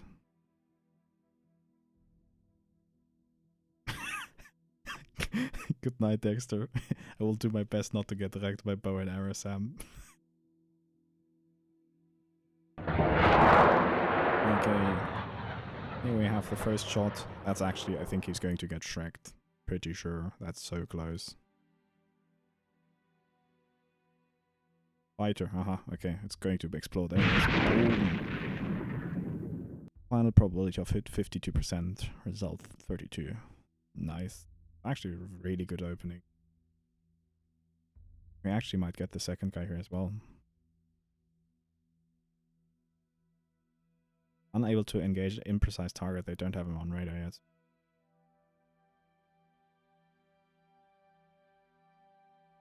Yeah, I think he dove. Oh no, he is diving. What? Yeah, that's the problem sometimes. Basically, they lost him and now they're going... The AI is going after RWR contact. Ah, okay, now they have him.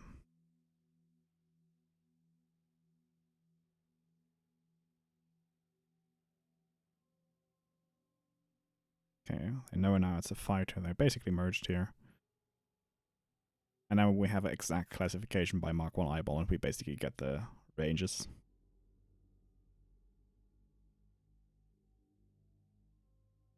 I think I'm going to put them basically behind this base. Basically vector them directly in here. So they can shoot with Sparrows in their face and these guys can shoot them re-aspect.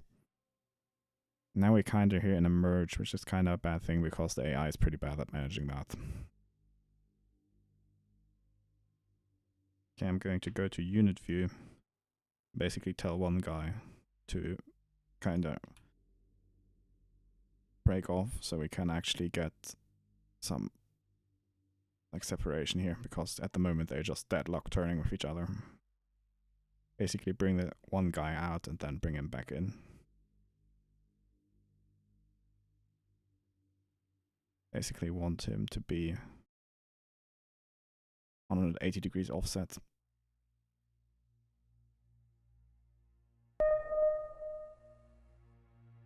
Phantom. Okay, someone found something. That's a bogey. Oh no, that's friendly.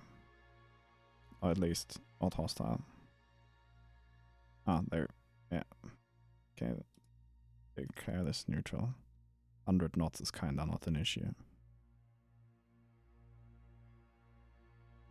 Yeah, we need to get these over here so we stop having the AI chasing after RWR contacts. The thing is, it's nighttime, so basically they don't have...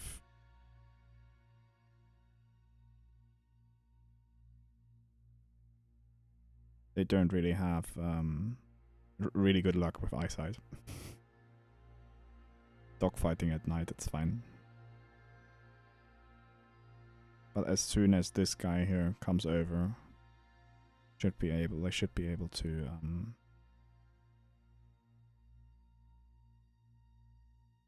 actually turn off the DC3, yeah.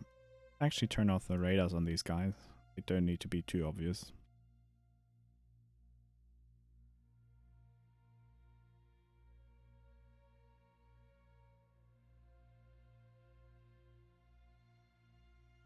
I'm going to disable the radars on these guys so they have maybe some sneak factor. And they have not some fighters. Okay. Nope. Just straight away. They fire control air to air. Definitely hostile. Bye. Okay. That's kinda good. Okay, we're just going to tell these guys here. Keep running that direction. Ideally, we will have someone else being able to shoot them. How high is this dude? Yeah, that guy is at 10,000. While he's merged... Hello. Okay, that guy is also hostile. I hope we don't lose any strikers. This might get toasty.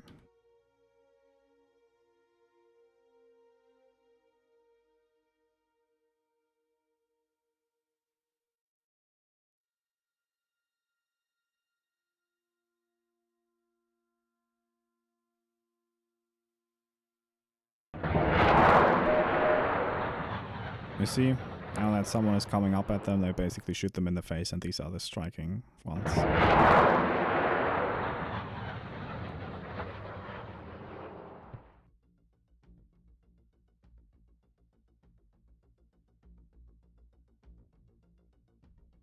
If they can turn these guys around,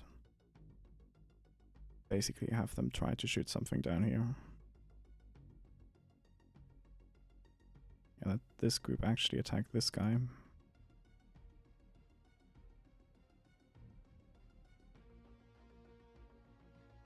Okay, this guy is going to get wrecked, I'm pretty sure.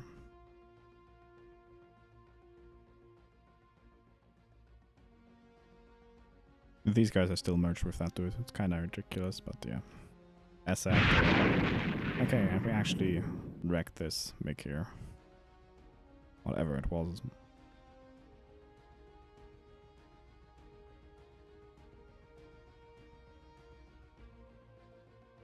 How high are these? Yeah, they're kind of low. Yeah, they got the message.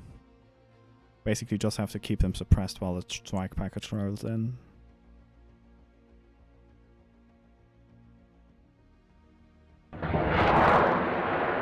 We launched. Okay, they launched AIM-7s at that dude.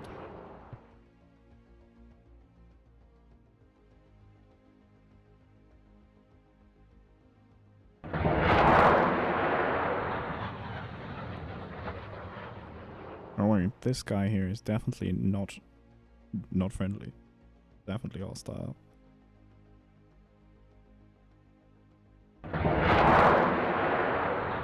He's gonna get wrecked.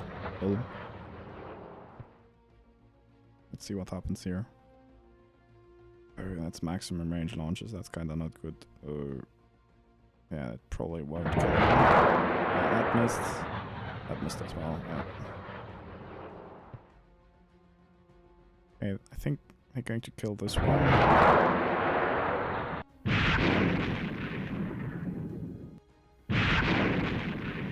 Killed another guy. Okay.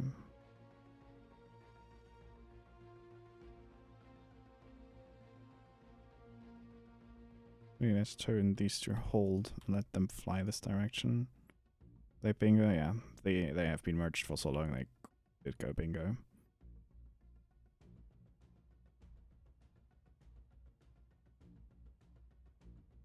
Turn that radar back around there so we can actually see something.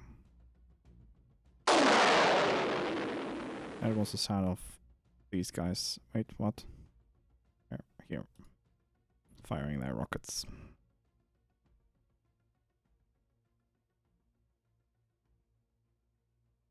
Oh, here we got basically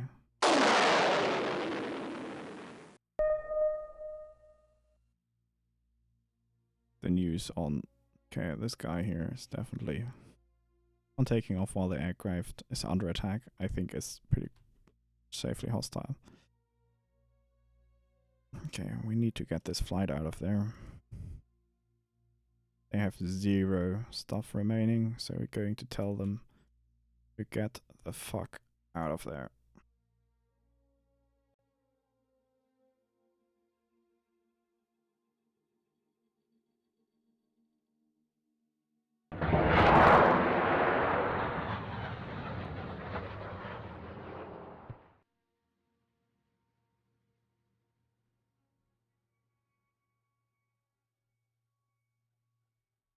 Flight also has nothing remaining, so they can go here at afterburn at maximum altitude as well.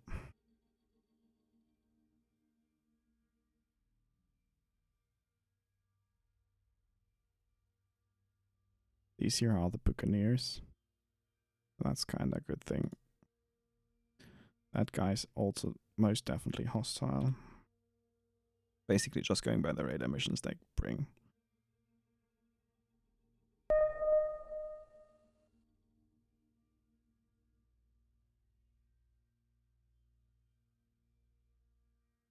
Okay, please wreck that dude. That might be out of range. Yep, that missed. Missed as well. Oh. Are you guys on stars? Okay, kinda okay. How high is that dude? Yeah, at 36,000. That's kinda too high.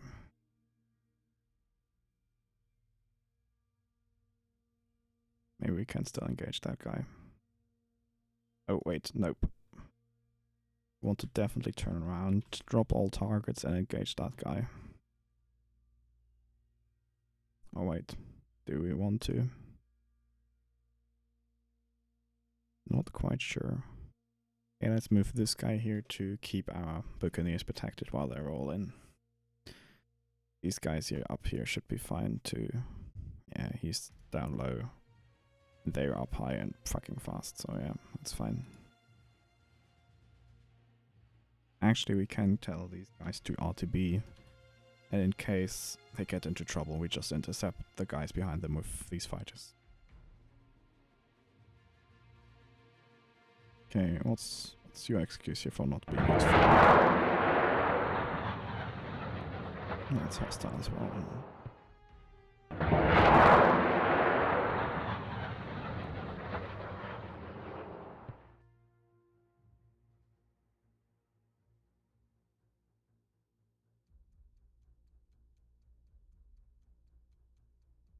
Okay, that guy should be toast. Nope, missed. 50-52. Oh, that's not good. Shoot him.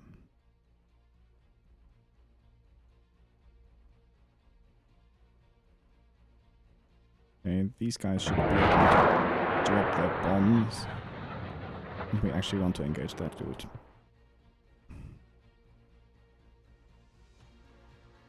Okay, he's toast. He's so toast. And kaboom.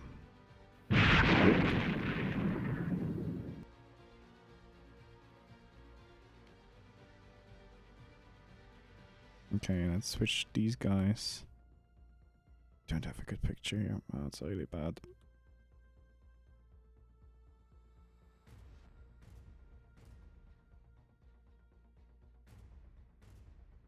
And we have AOX picture here, but that's just yeah.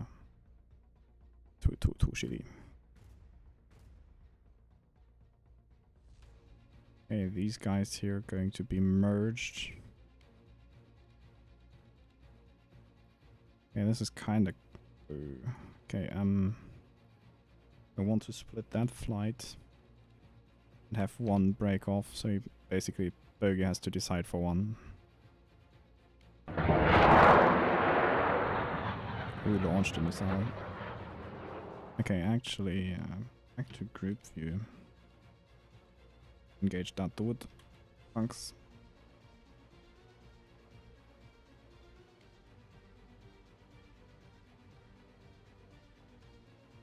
Okay, now we have him.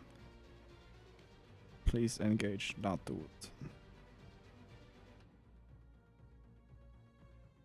Now he's basically turning around and going to shoot the guy on the back of his wingman. Sounds wrong. Okay, I hope. Okay. That's something I don't get. I want these flights to bust the fuck out of there. But I guess it's because the other guy's still dropping their bomb. These are all low, so we're dropping from 36,000 feet, so yeah. Okay.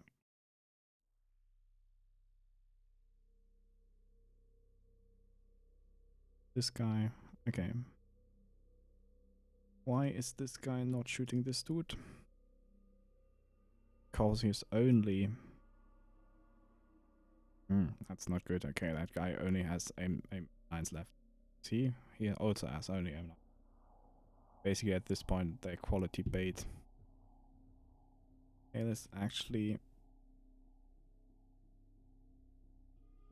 That's basically now the problem, but also not a problem, because as long as they stay low, we kinda don't have a problem with them, because they can't shoot us.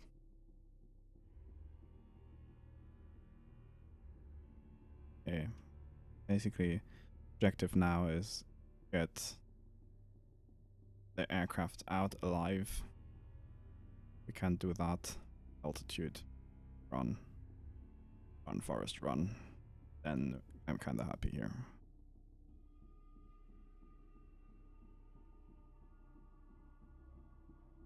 Okay, no, that's good because that guy's popping up.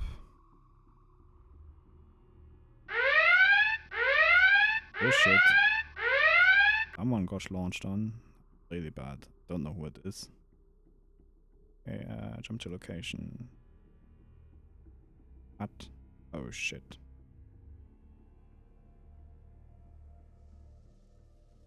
Well, let's hope for the best. Okay, it missed. Good.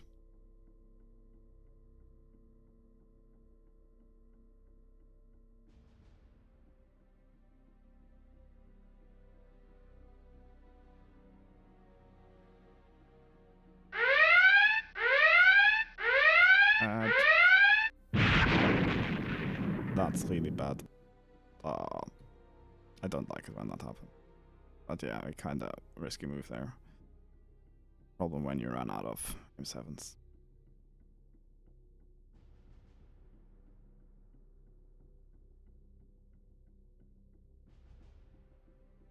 That flight, yeah, that belongs to him. Okay, please shoot this dude.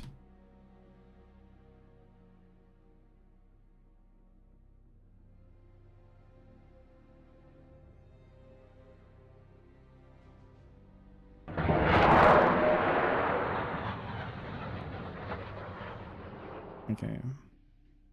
Who's this guy? Which flight does he belong to? Okay, we're just going to send them RTB. I don't want, like, this guy's too far.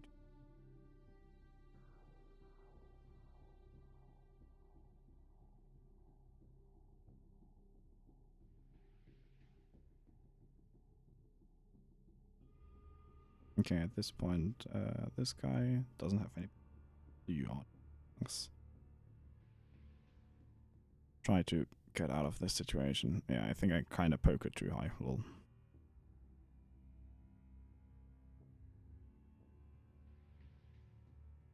Okay, that guy is hostile. Not quite sure how they kinda launched. No noise.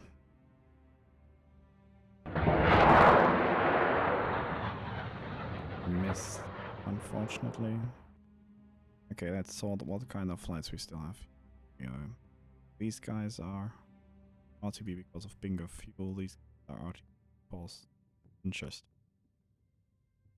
This flights of Buccaneers is running away. Throttle guy. Well, same here.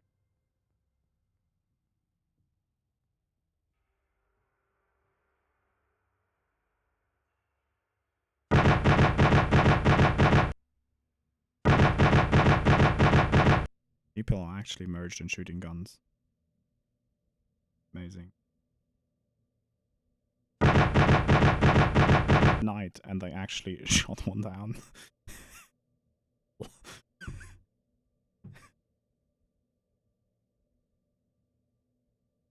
Okay. Yeah, that's two. Okay, let's turn. What do we have left? Okay, those two are RTB.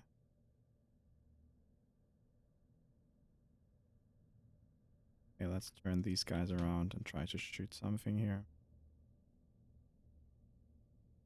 Ideally, this dude. Because these guys don't really have anything on them at the moment.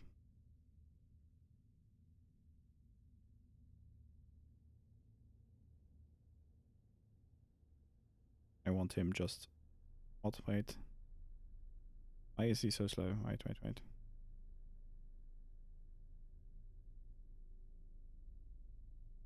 think the other guy is RT. Is the other guy bingo? Nope. Hey, why are you guys going so slow?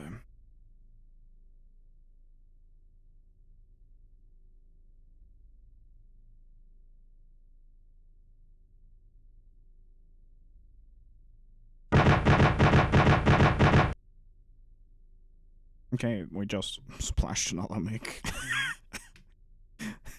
This round is kinda guns heavy.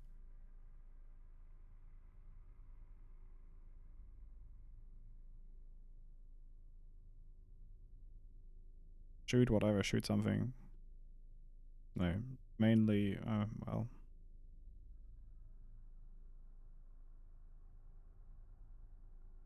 How high is he? Yeah, they're flying all up basically at ground level. It's basically the issue here. Fly basically back cover for our bomb. The most important bit here.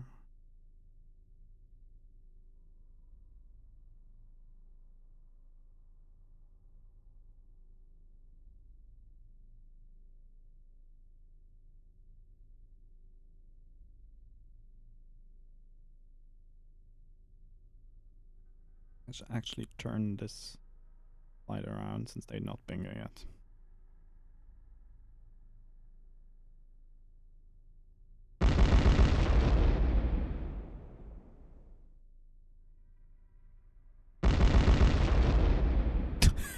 We're gunning fucking everything. Bringing cap fighters. Well, the thing is, basically, that's our cap here. We only have. The thing is, I could bring in these guys. Well, let's actually do that. We can unassign them, and they will automatically send the other two I still have at base, and then we can retreat. Let's actually set this guy here to military.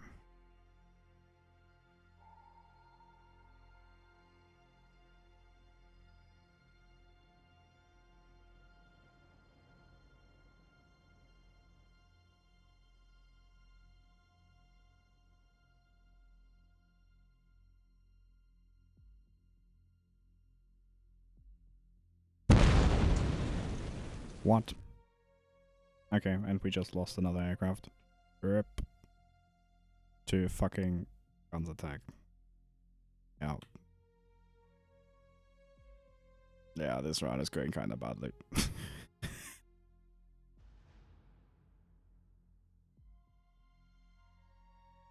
Okay, can we maybe shoot these guys here? Yeah.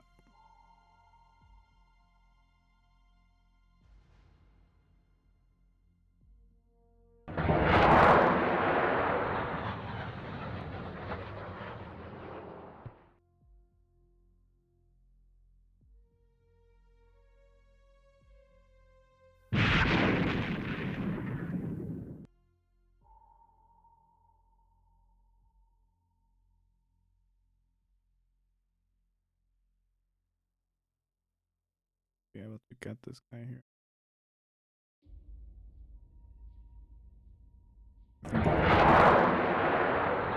Nope.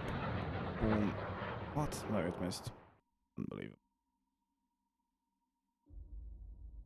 And these guys here are bingo.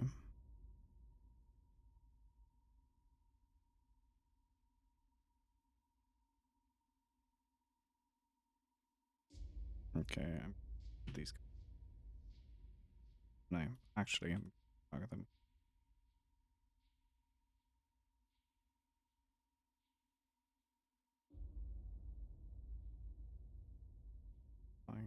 Okay.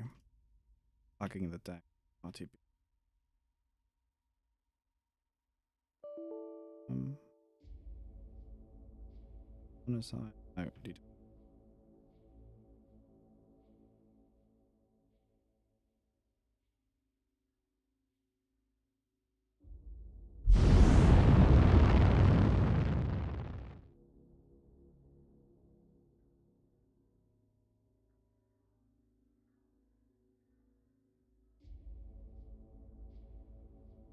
Well, I guess let's check losses and expenditure. we so far lost 2 Phantoms. We killed 6 MiG-21s and 5 MiG-17s. Guess it's kinda okay since we're flying like pretty old Phantoms. No. It wasn't the it wasn't Grandfire. It was actually a MiG which gunned him. Let's please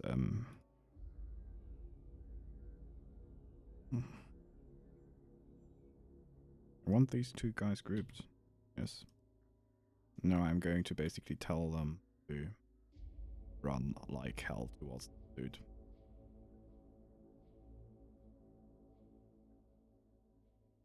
Of course, we have this kind of persistent MiG behind us. I'm going to tell these attack that.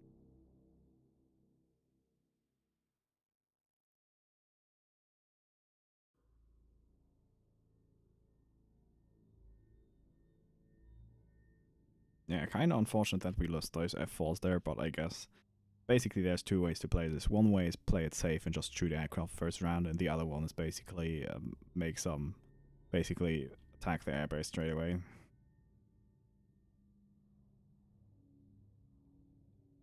Actually speed up a little bit. Our F4s are pulling away nicely from that dude.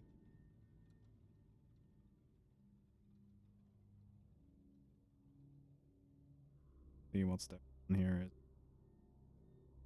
Thing with these missiles is that... Wow, okay, he just made a head-on pass with 43% chance of hit, lol.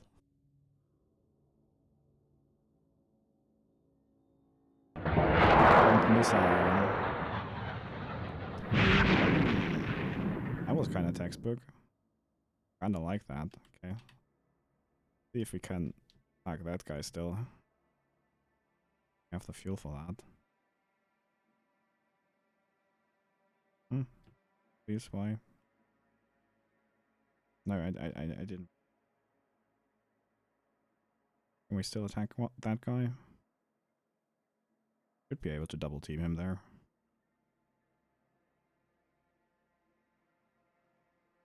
Might be that we run out of finger. Might be able to get him here. Would be kinda nice.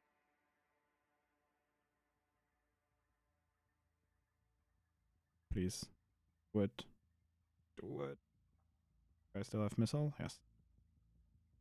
Yes. Actually, I think we kind of fucked the airport, because otherwise we would be kinda spawned by MiGs right now. Failed. I demand a refund. Okay, this guy doesn't have it. On him. Finish him. He delivered. He fucking delivered. Okay. No RTB. This was kinda legit. Okay, I think this is now kinda okay. We lost 2 Phantoms. And in return killed 6 MiG-17s and 7 MiG-21s.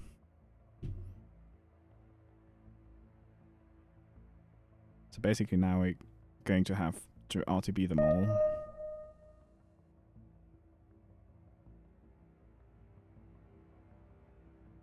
And then we can select what we rearm them with.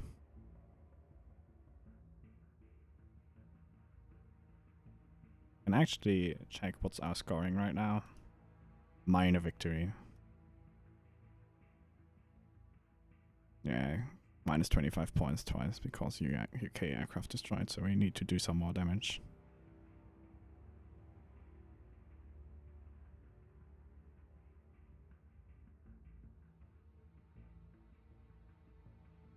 Okay, now let's check our aircraft.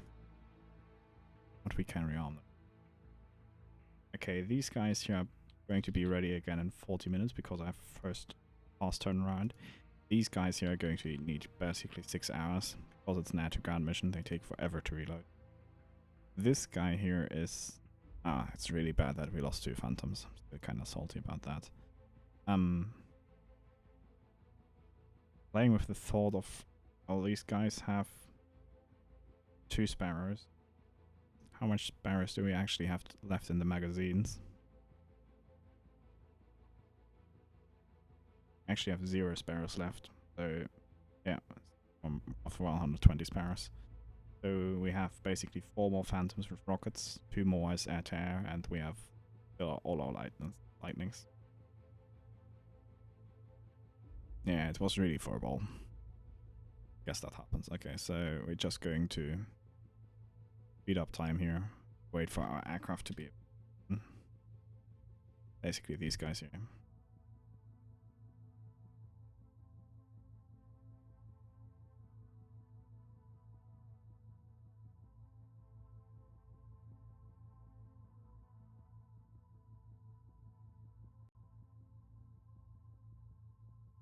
We still have 15 hours. So we have 4 minutes, 4 hours, 5 hours to go. So it should be somewhere around 10 to 11 o'clock.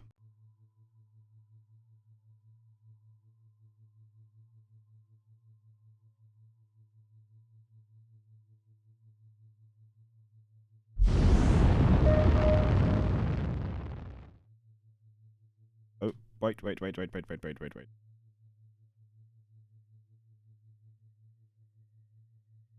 Sneaky bastard.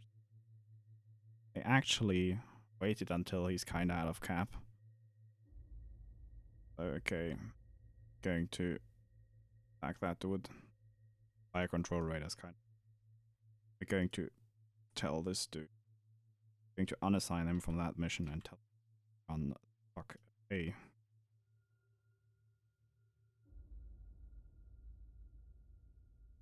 Meanwhile, we're going to unassign that flight as well. I'm going to tell them to fucking afterburn it. Actually, we don't want to lose our early aircraft.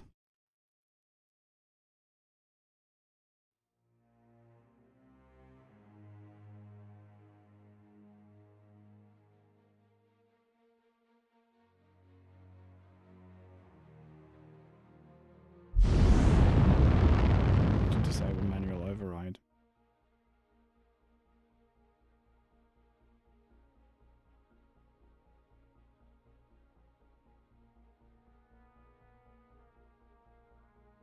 How high is that? Also at 36,000 feet.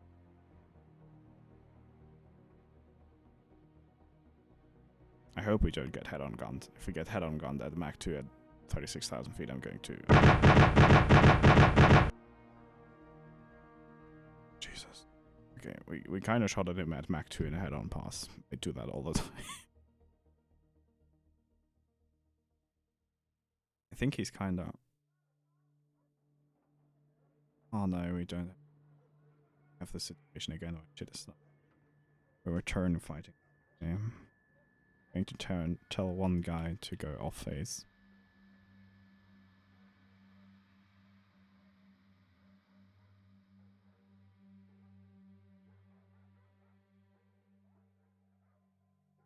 Okay, wait. We have... ignore plot. So, why is this guy not...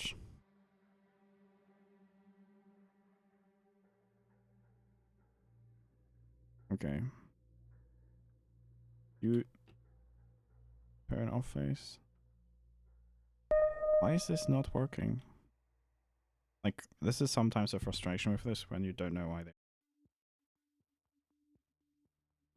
Drop all targets and let's see what they do. Yeah, this is what we want to do.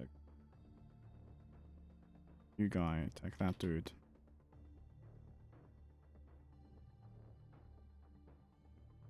And they're on the same phase again. Detach that group. Going to tell them to fuck off. And engage.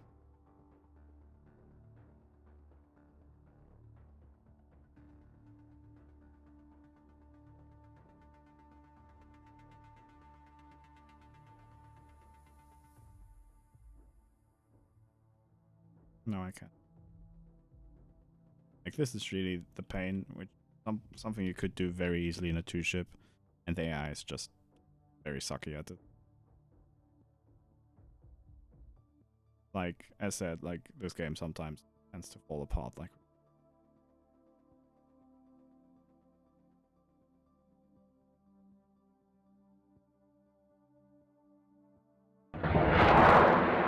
Finally, we have a missile launch, and hopefully that hits.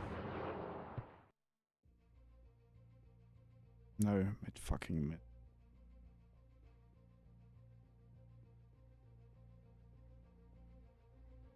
And they even... Wow. Even... Fuck. It's a joke. Not going as planned. Don't like.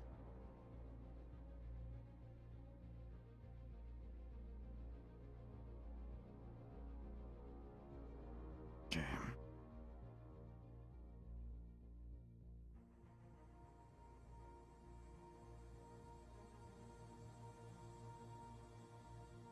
Meh.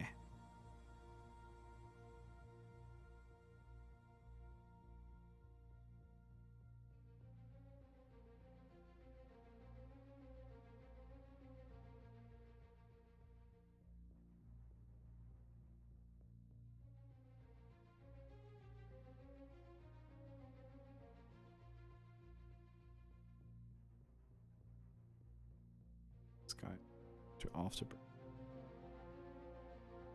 drag.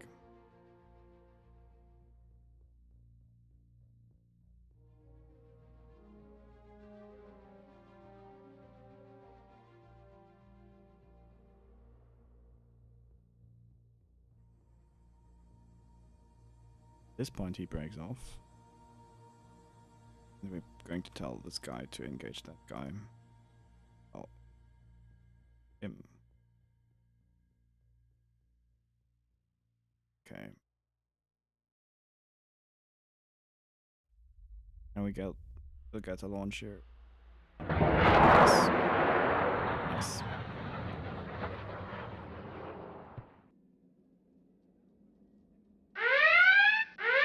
Oh, for fuck's sake. We lose a lighting here after this fucking 2-hour merge. Going to get triggered.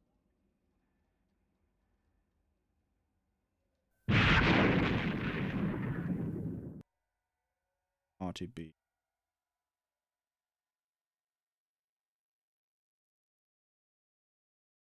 Jesus.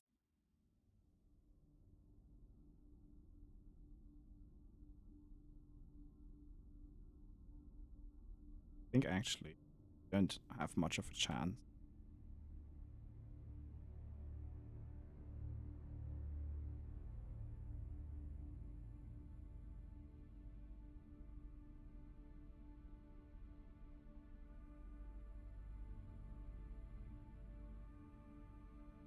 Could have a new...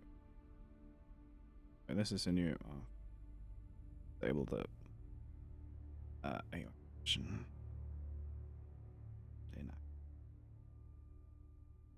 All you poo to yes, please.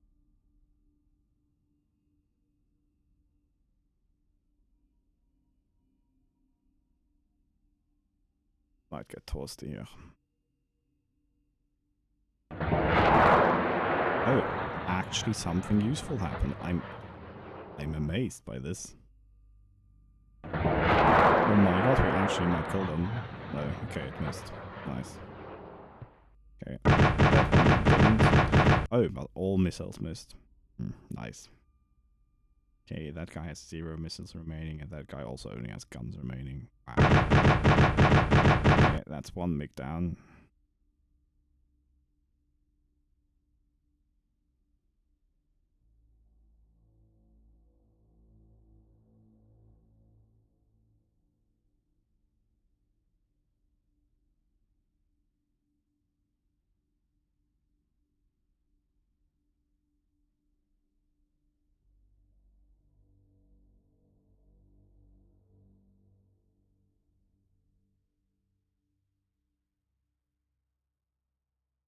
We have someone ready here.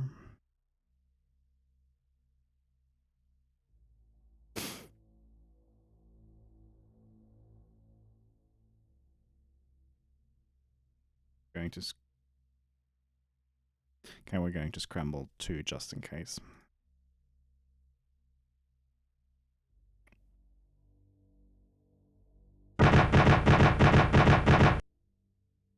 These guys are actually doing work here, lol.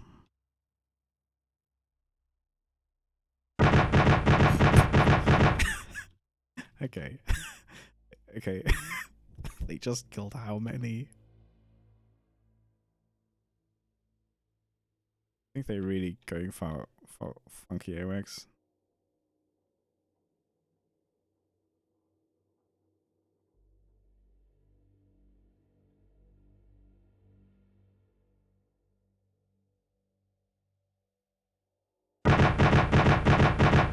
These crazy head-on passes, I swear. Are they... This good dude is even out of guns. Wow.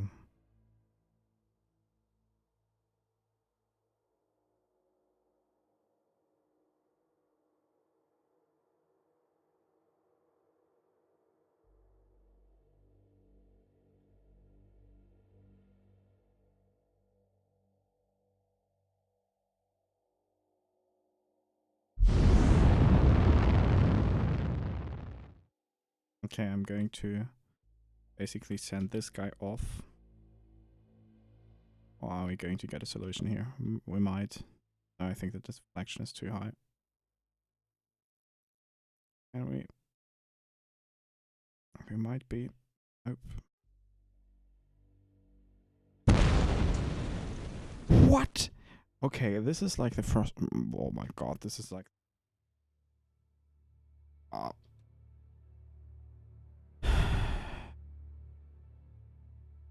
Okay, whatever. Okay, how did he fucking lose him? How did he just overshoot that? Okay, not going to question. This was...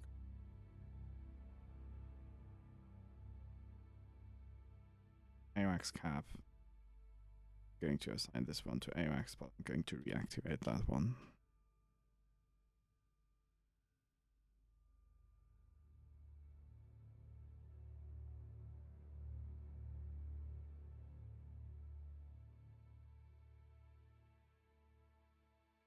Can someone tell me why the fuck you guys are not... Okay, no, this guy is R2B. You guys should go... AWACS cap, yeah.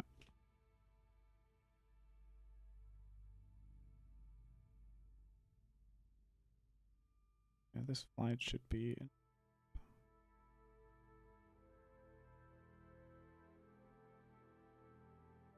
Yeah. Yeah, now it works.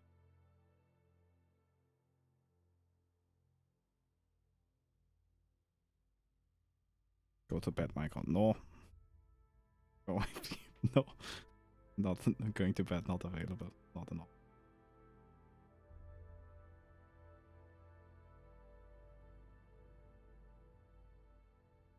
I think our score kinda... I know, actually, that's a major victory now. Maybe not too bad. I still feel bad for uselessly losing aircraft, but yeah, I guess it's okay.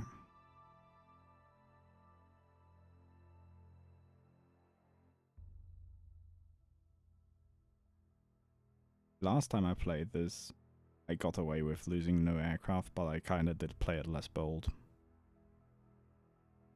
Meh. One might say unsurprising result, Michael.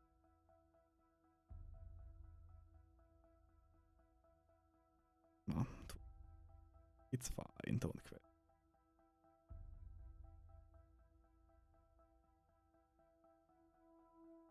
Basically, I think I have... Yeah, 3 more hours on our rearms.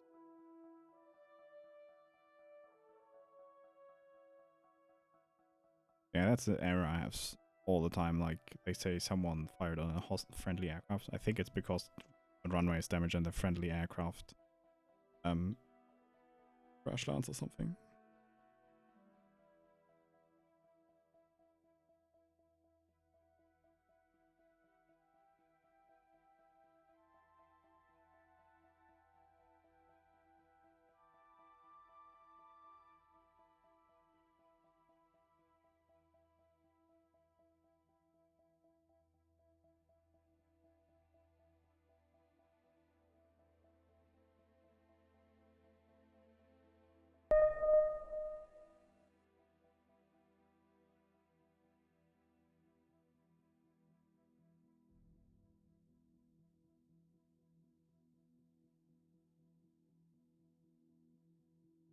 Okay, one more.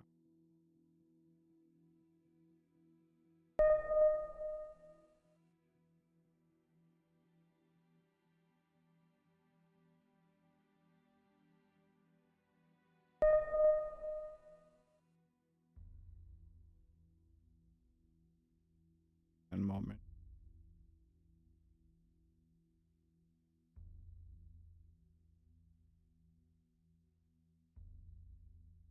And all the shit should be ready. Okay.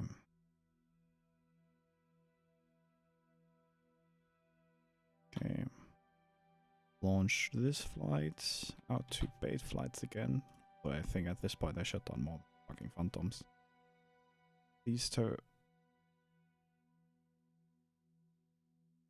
Actually, Peacock, we're actually fighting with the British currently against sand niggers, as you would say. Like, we're fighting against Ugandan Air Force, which is kind of mean, but we lost some aircrafts we would have not needed to lose, but yeah,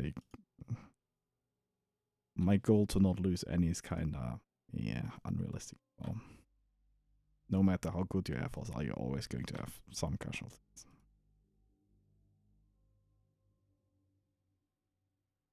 Yeah, let's launch all the things.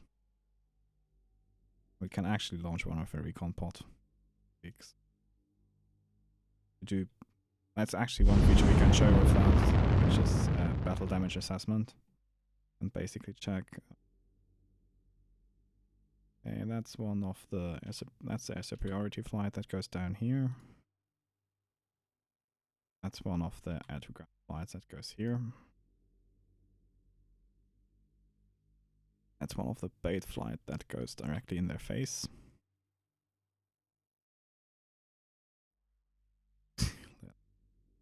Yeah, I've got night lazy.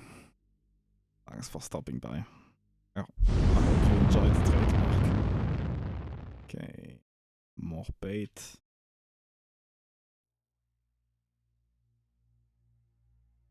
More air to ground rocket memes. Here we have some more bombers. Go there.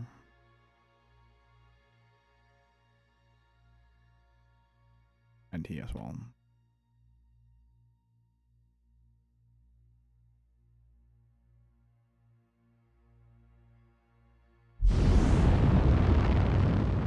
That's a recon. No, that's more bombers. This guy here is.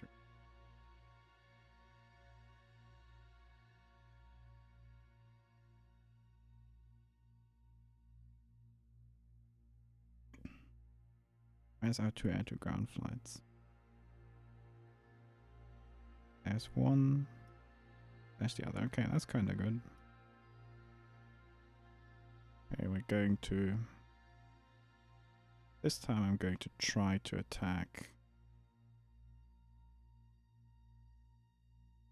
the buildings with it. Post office, Ministry of Agriculture. That didn't work.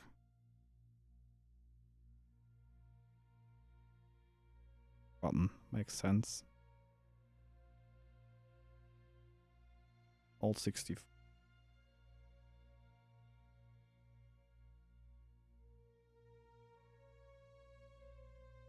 64.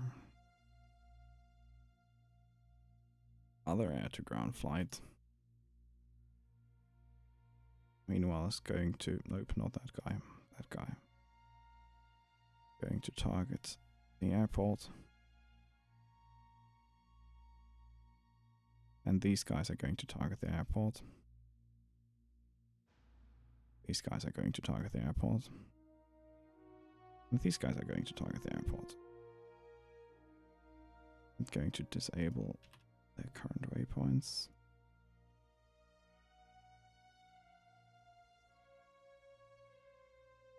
These player tanks. Guys, waypoint as well.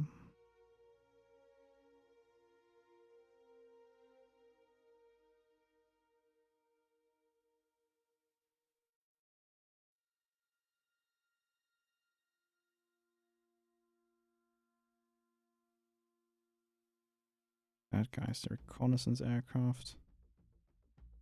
Oh, that's a Shoot you down. Yeah, it kind of was an accident. Was an accident. I thought. Yeah, let's turn the radars off.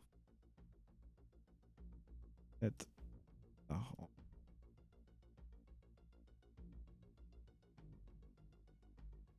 That's it.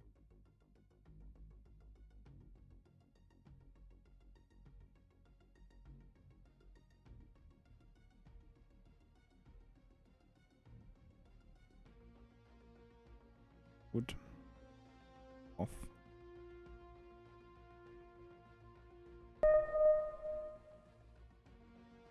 Ah, yeah. The Mimi Sam sites, not Sam, but like radar gun, anti-air, built out contact. Yes.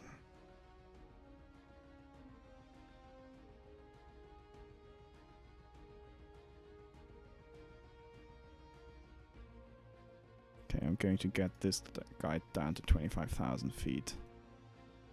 Aim for this one, so they can actually shoot stuff halfway efficiently. I'm going to turn this guy around here. I'm going to push him up to military.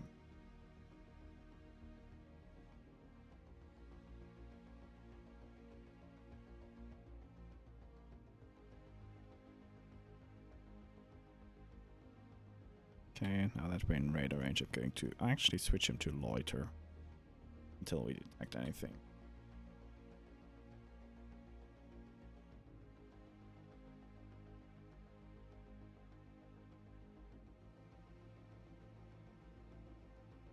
Have these guys divert north, these guys stay south.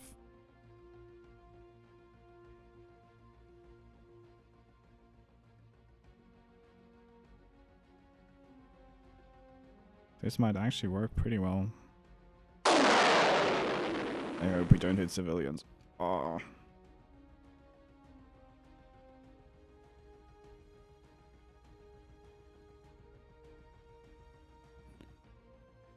We haven't finished civilians, which is pretty nice. I think that was kind of the idea with the rockets. Don't basically use them to not hit civilians. Right, Mark? Whilst with rockets, you kind of have more leeway than bombs. Bombs, it's kind of... Oh. You missed. You just blew that and that many civilian buildings to bits. With rockets, it's kind of meh. Not that bad.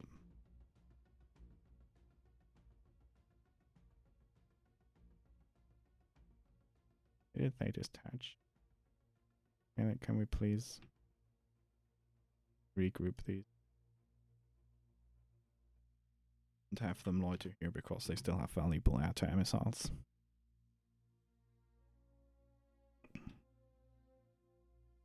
Okay, these guys. Okay.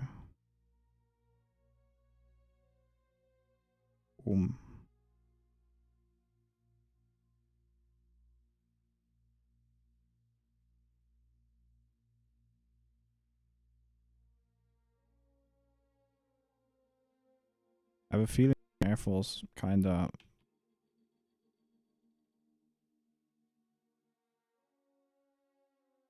I think the Air Force kinda doesn't want to play anymore.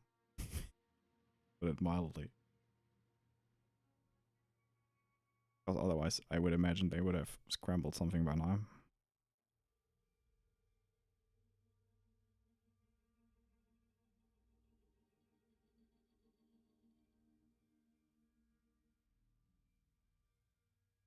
Okay, these guys can RTB, they're Winchester. So with these guys as well, RTB, Winchester. This guy, also RTB, Winchester.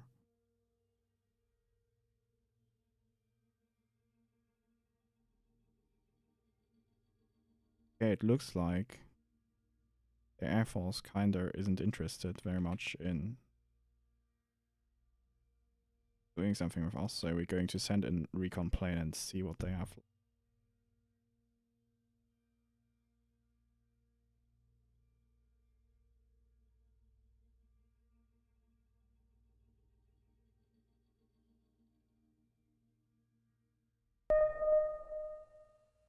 Wait, where's that?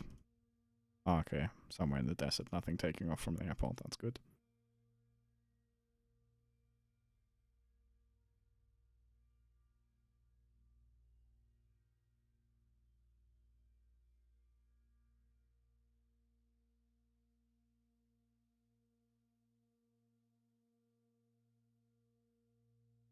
Okay, we're basically going to let this guy overfly this thing at full tilt.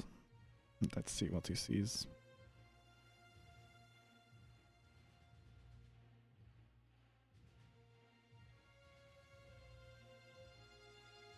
Okay, not much it seems, so we put him down a little bit more in altitude. Ah, yeah, moderate cloud cover.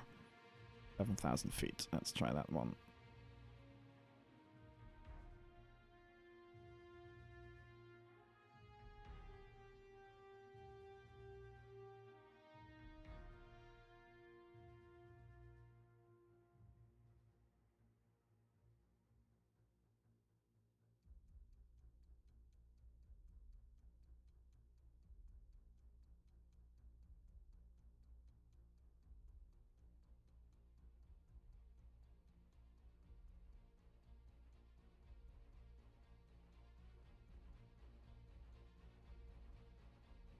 Yeah, that still wasn't low enough.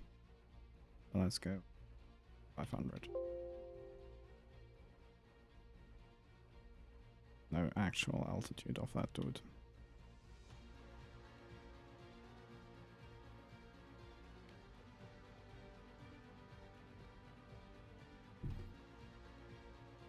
Oh.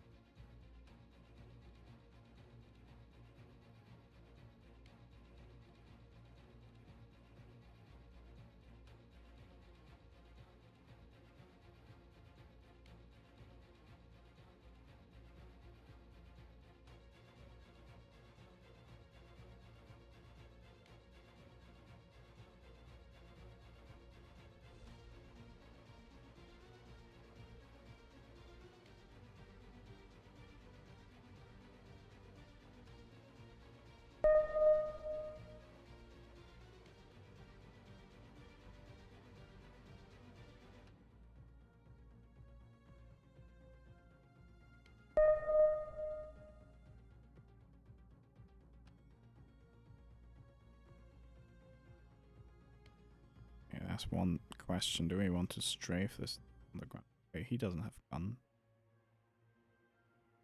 These guys have gun. Actually try anti-ground strafing.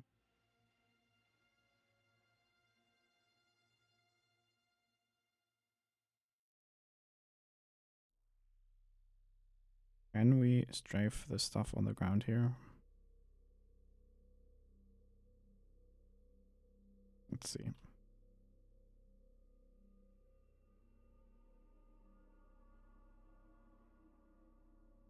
Yes. And now please.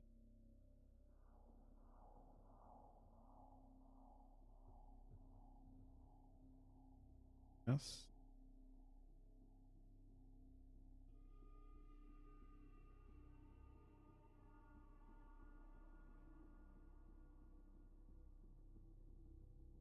Yeah. Doesn't allow us to shoot it. That's unfortunate.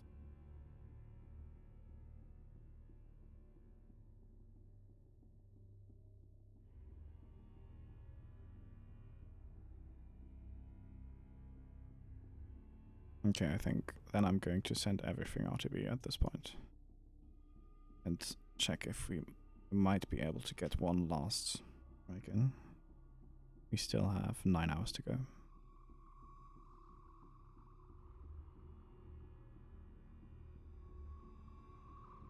Check the contact report. Okay, there's only one MiG-21. Looks of it.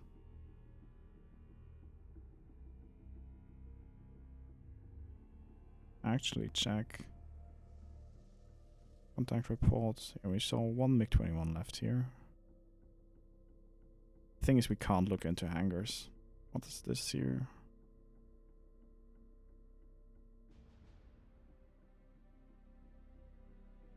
I think that's, yeah, that's it. I pause.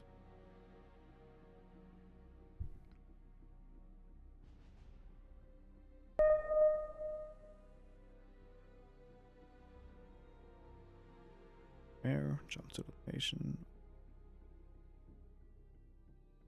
No way they actually scrambled that dude. Okay. Instant hostile. Okay. Mouse. Sometimes my mouse glitches weirdly. Restarting mouse fixes it. Okay. Let's go back to... Yeah, these guys not... I think I accidentally ungrouped them. Okay. Group these. Group these. What's this? These.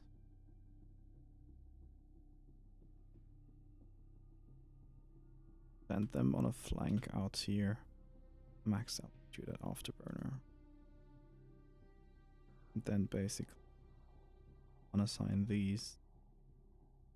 Tell them to attack that. Unassign these from RTB. Tell them to attack this.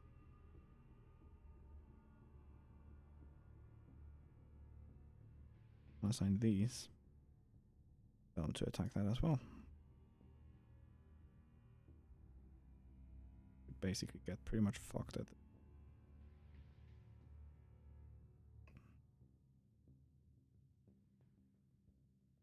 Actually, let's see that we have some reasonable. Tell them to hold fire. Same goes for. Right, no, this guy can fire at will, pretty much. I want only manual launches because we don't have much M7s left.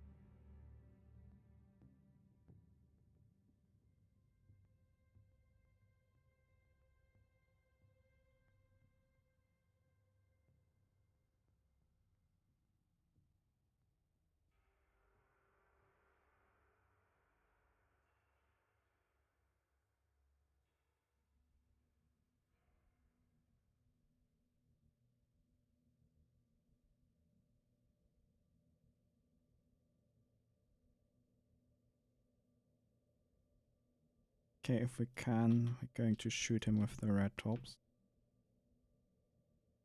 Kinda favorable.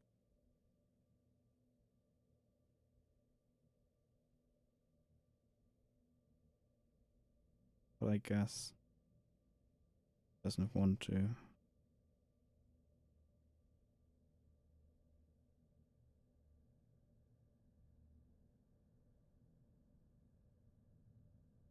Yeah, let's shoot one sparrow.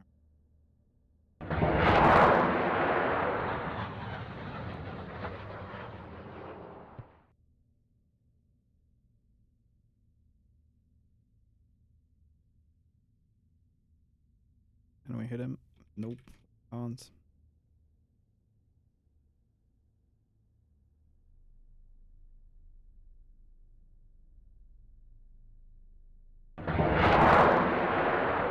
That one should hit him though.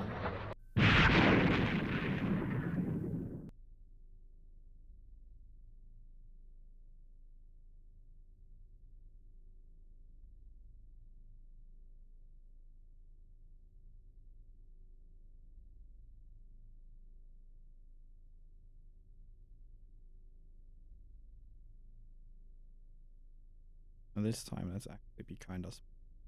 We move the AWACS track away. Over. But we still have picture. Basically, Rumble fight is really fast in case we need.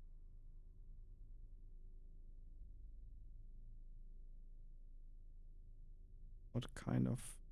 Yeah. They're raiding again with bombs. Okay, what can we arm for them? And we can arm some bombs into them, I guess. Do that. We have 2 more as purity loadouts, 2 more bombs, 2 more rockets, and a bunch of more bombs. Should be still ready in time to disable the AWACS cap for the moment, so that we don't waste mission time on this shit. You guys can RTB here.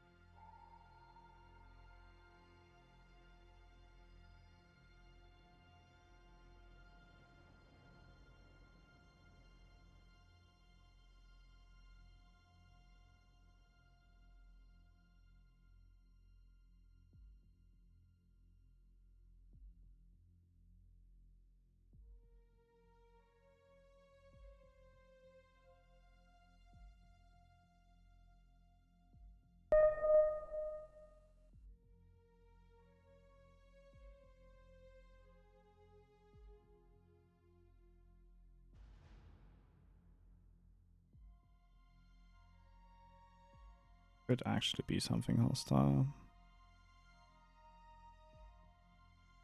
No, actually not. Yeah, that's no.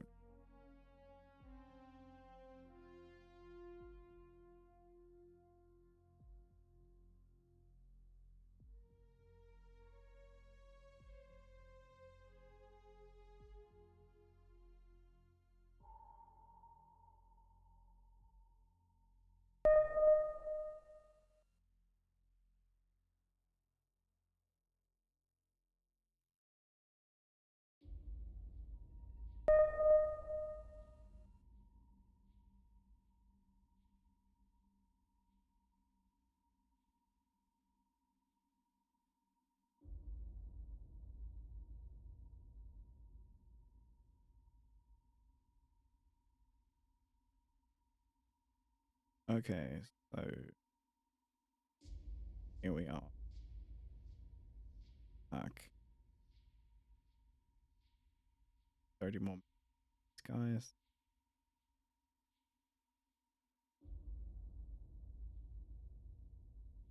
Okay, we have still up. Quickly.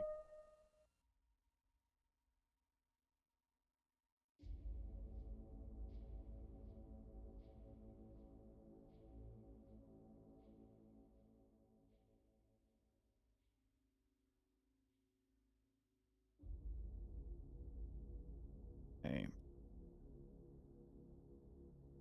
To launch.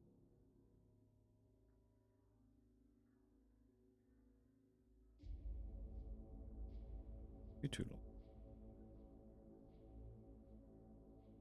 Guys, I have M7s, yes. Advantages. Phantom zone. These. These. Don't need to launch camera. Nice, because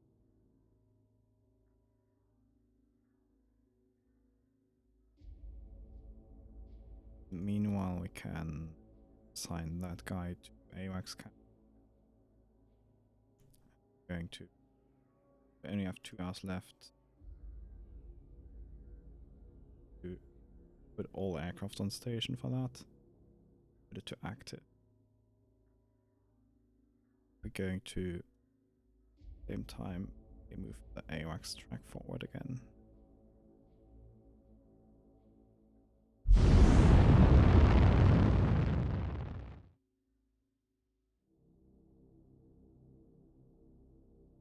Okay, 1 bait flight.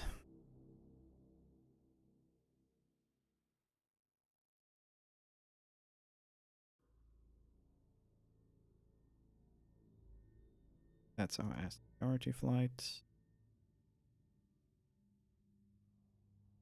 More bait.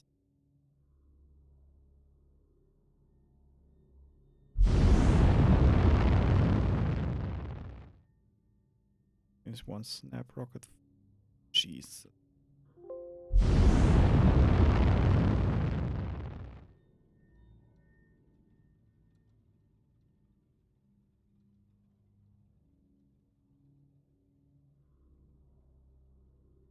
They need a waypoint.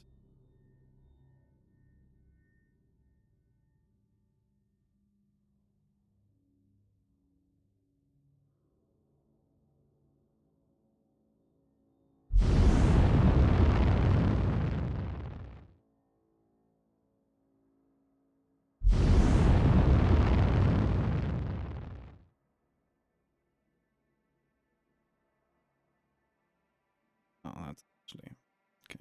Actually, that these guys.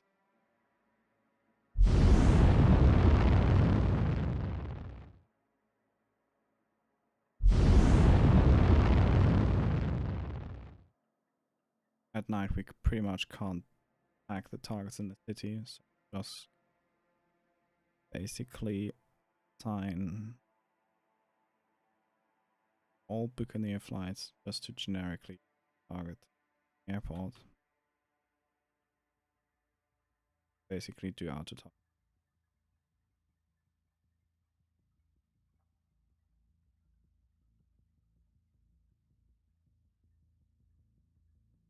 Same goes for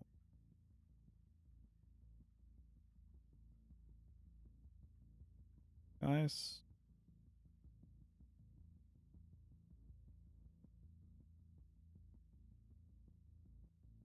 These guys. These guys.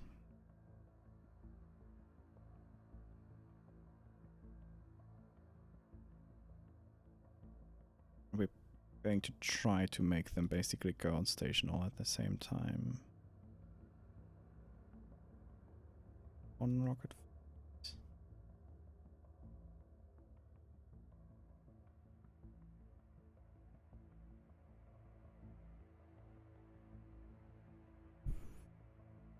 Basically, we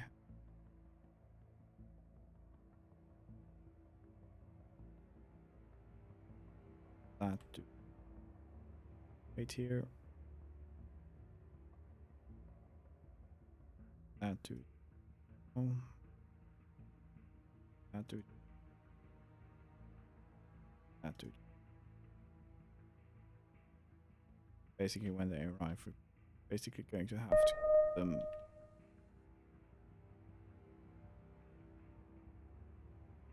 orders. Still.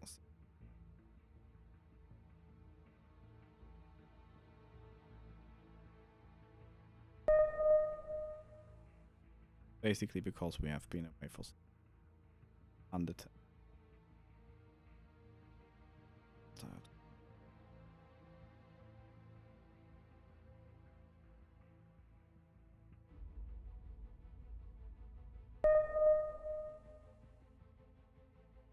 whatever. I mean, not whatever.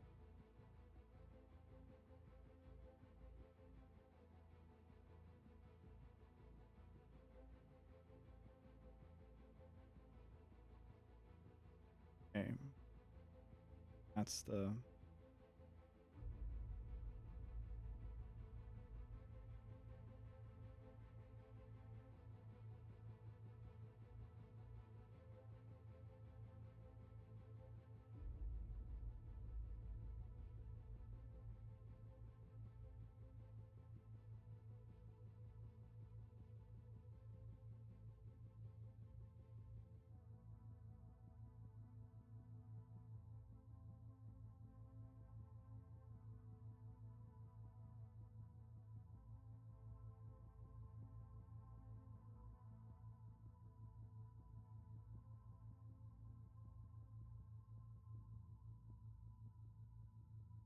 Jesus. I don't know if it's my mouse or game. That's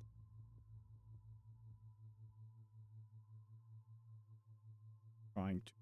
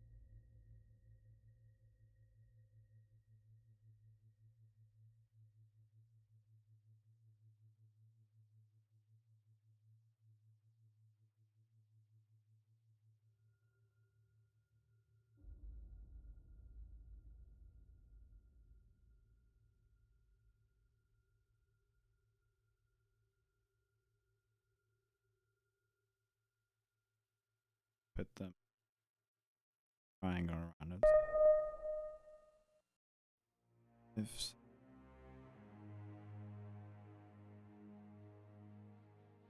instantly built out these contacts. That one.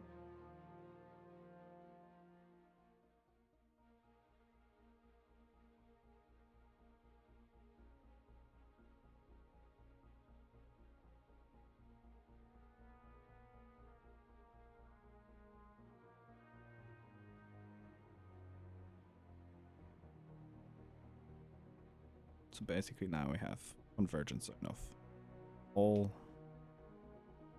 Okay, let's put on these guys are nice for targeting. Target.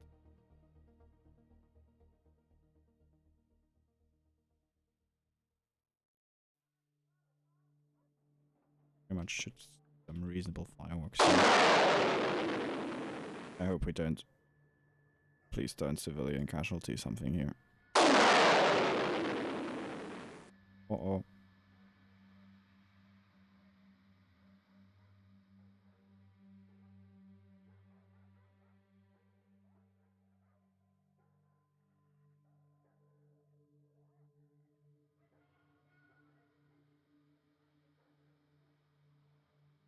You target this.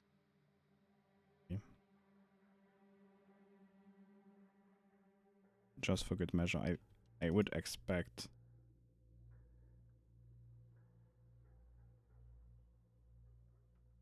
that stuff out, but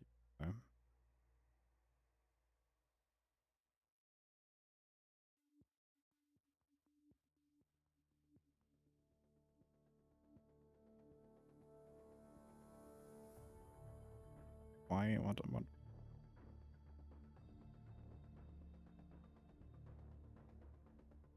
Vectors?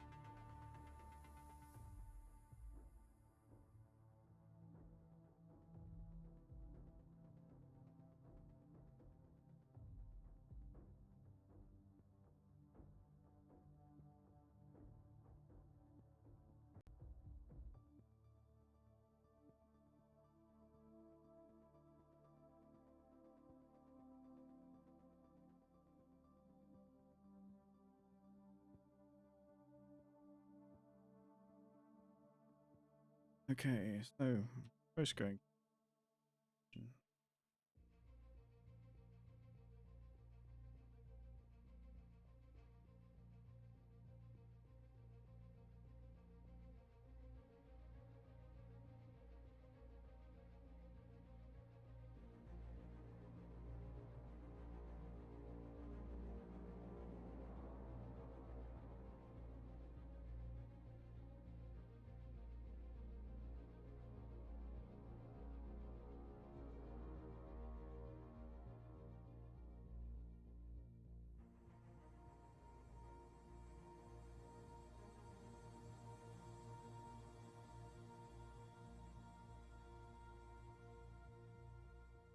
Hope these guys.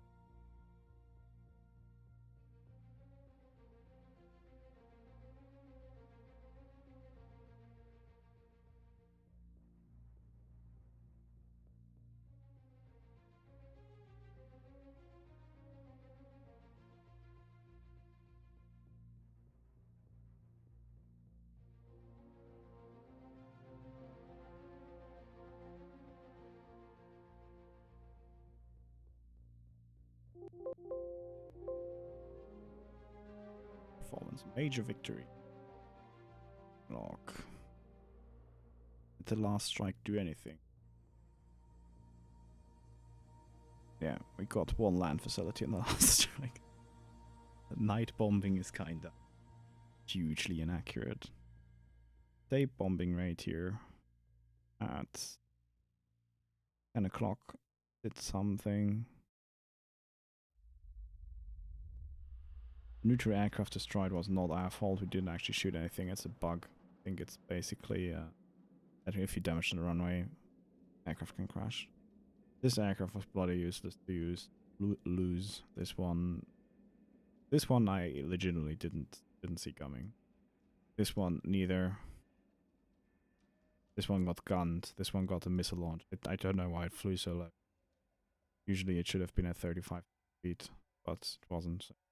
This one here was kind of funny. Two planes were in a merge with that one aircraft. I guess we lost 2 Phantoms and 1 Lightning. Meanwhile, we shot down 12 MiG-21s and shot down 18 aircraft. So that basically gives us a 6-to-1 kill to death ratio. So I think that's pretty. If you look at the Korean War scenario. No, I think it's Vietnam. Yeah, Vietnam War. Mixing up scenarios, but basically, yeah, F4 versus MiG-21 after Top Gun introduction. This is kind of similar. Kill to dash ratio. I think it's even better. So I think historically speaking, pretty okay. Not brilliant, but pretty okay.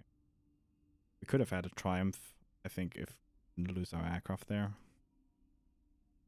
But yeah.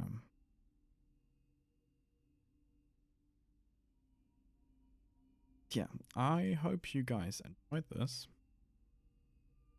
I for certainly did enjoy streaming this, even if I'm quite tired. I'm probably not as entertaining as in the start anymore. So I'm probably going to do this again with another mission tomorrow, and I actually have all the DLC campaigns. I'm going to play them later on. Okay. So yeah, if you want to see anything specifically, write me a comment, send me a DM, Discord, whatever. And I am going to shut down the stream, so see you on the next one.